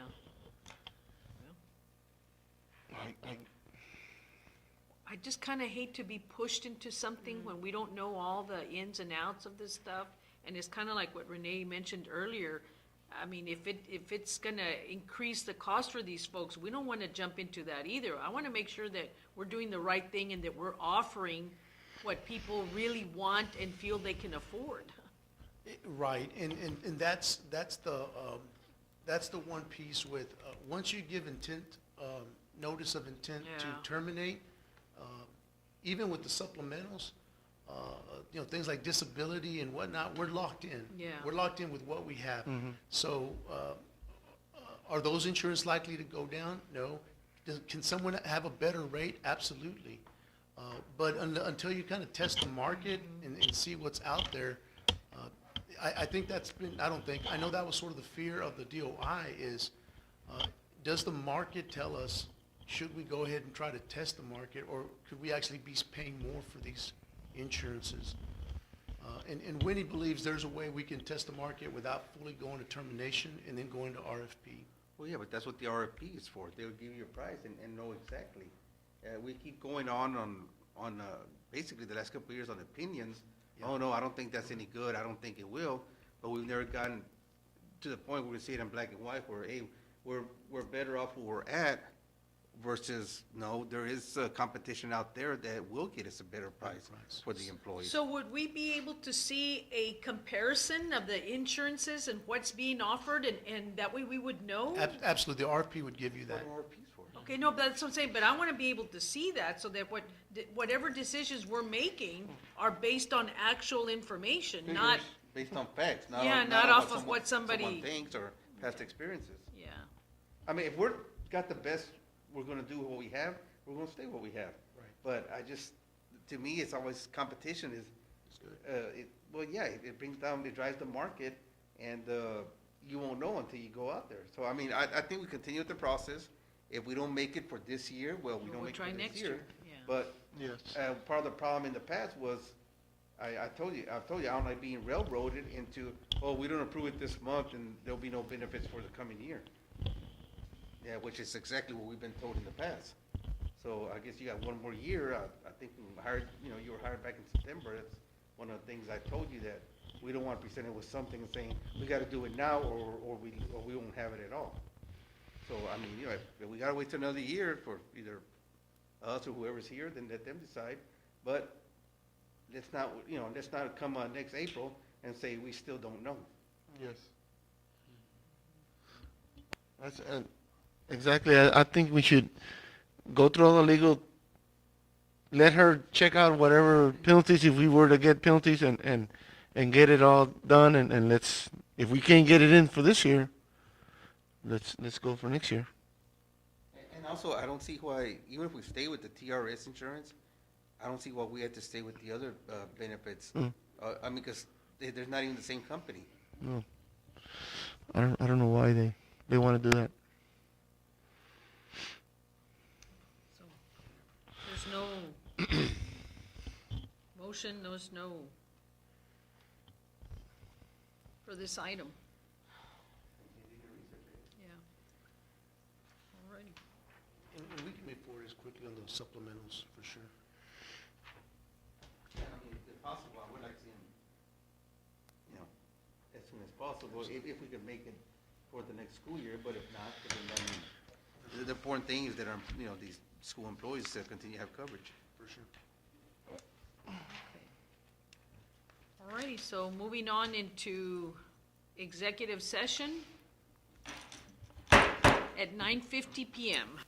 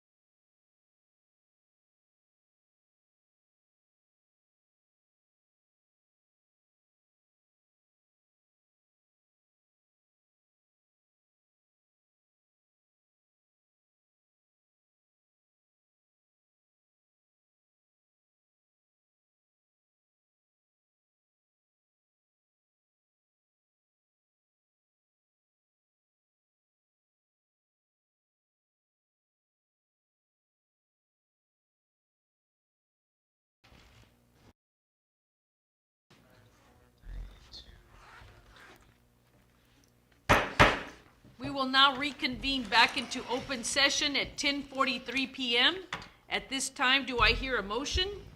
I make a motion that we approve the 2021-2022 administrator contracts as presented. Motion's been made by Kay Smith. I'll second that. Seconded by Juanita Alvarez.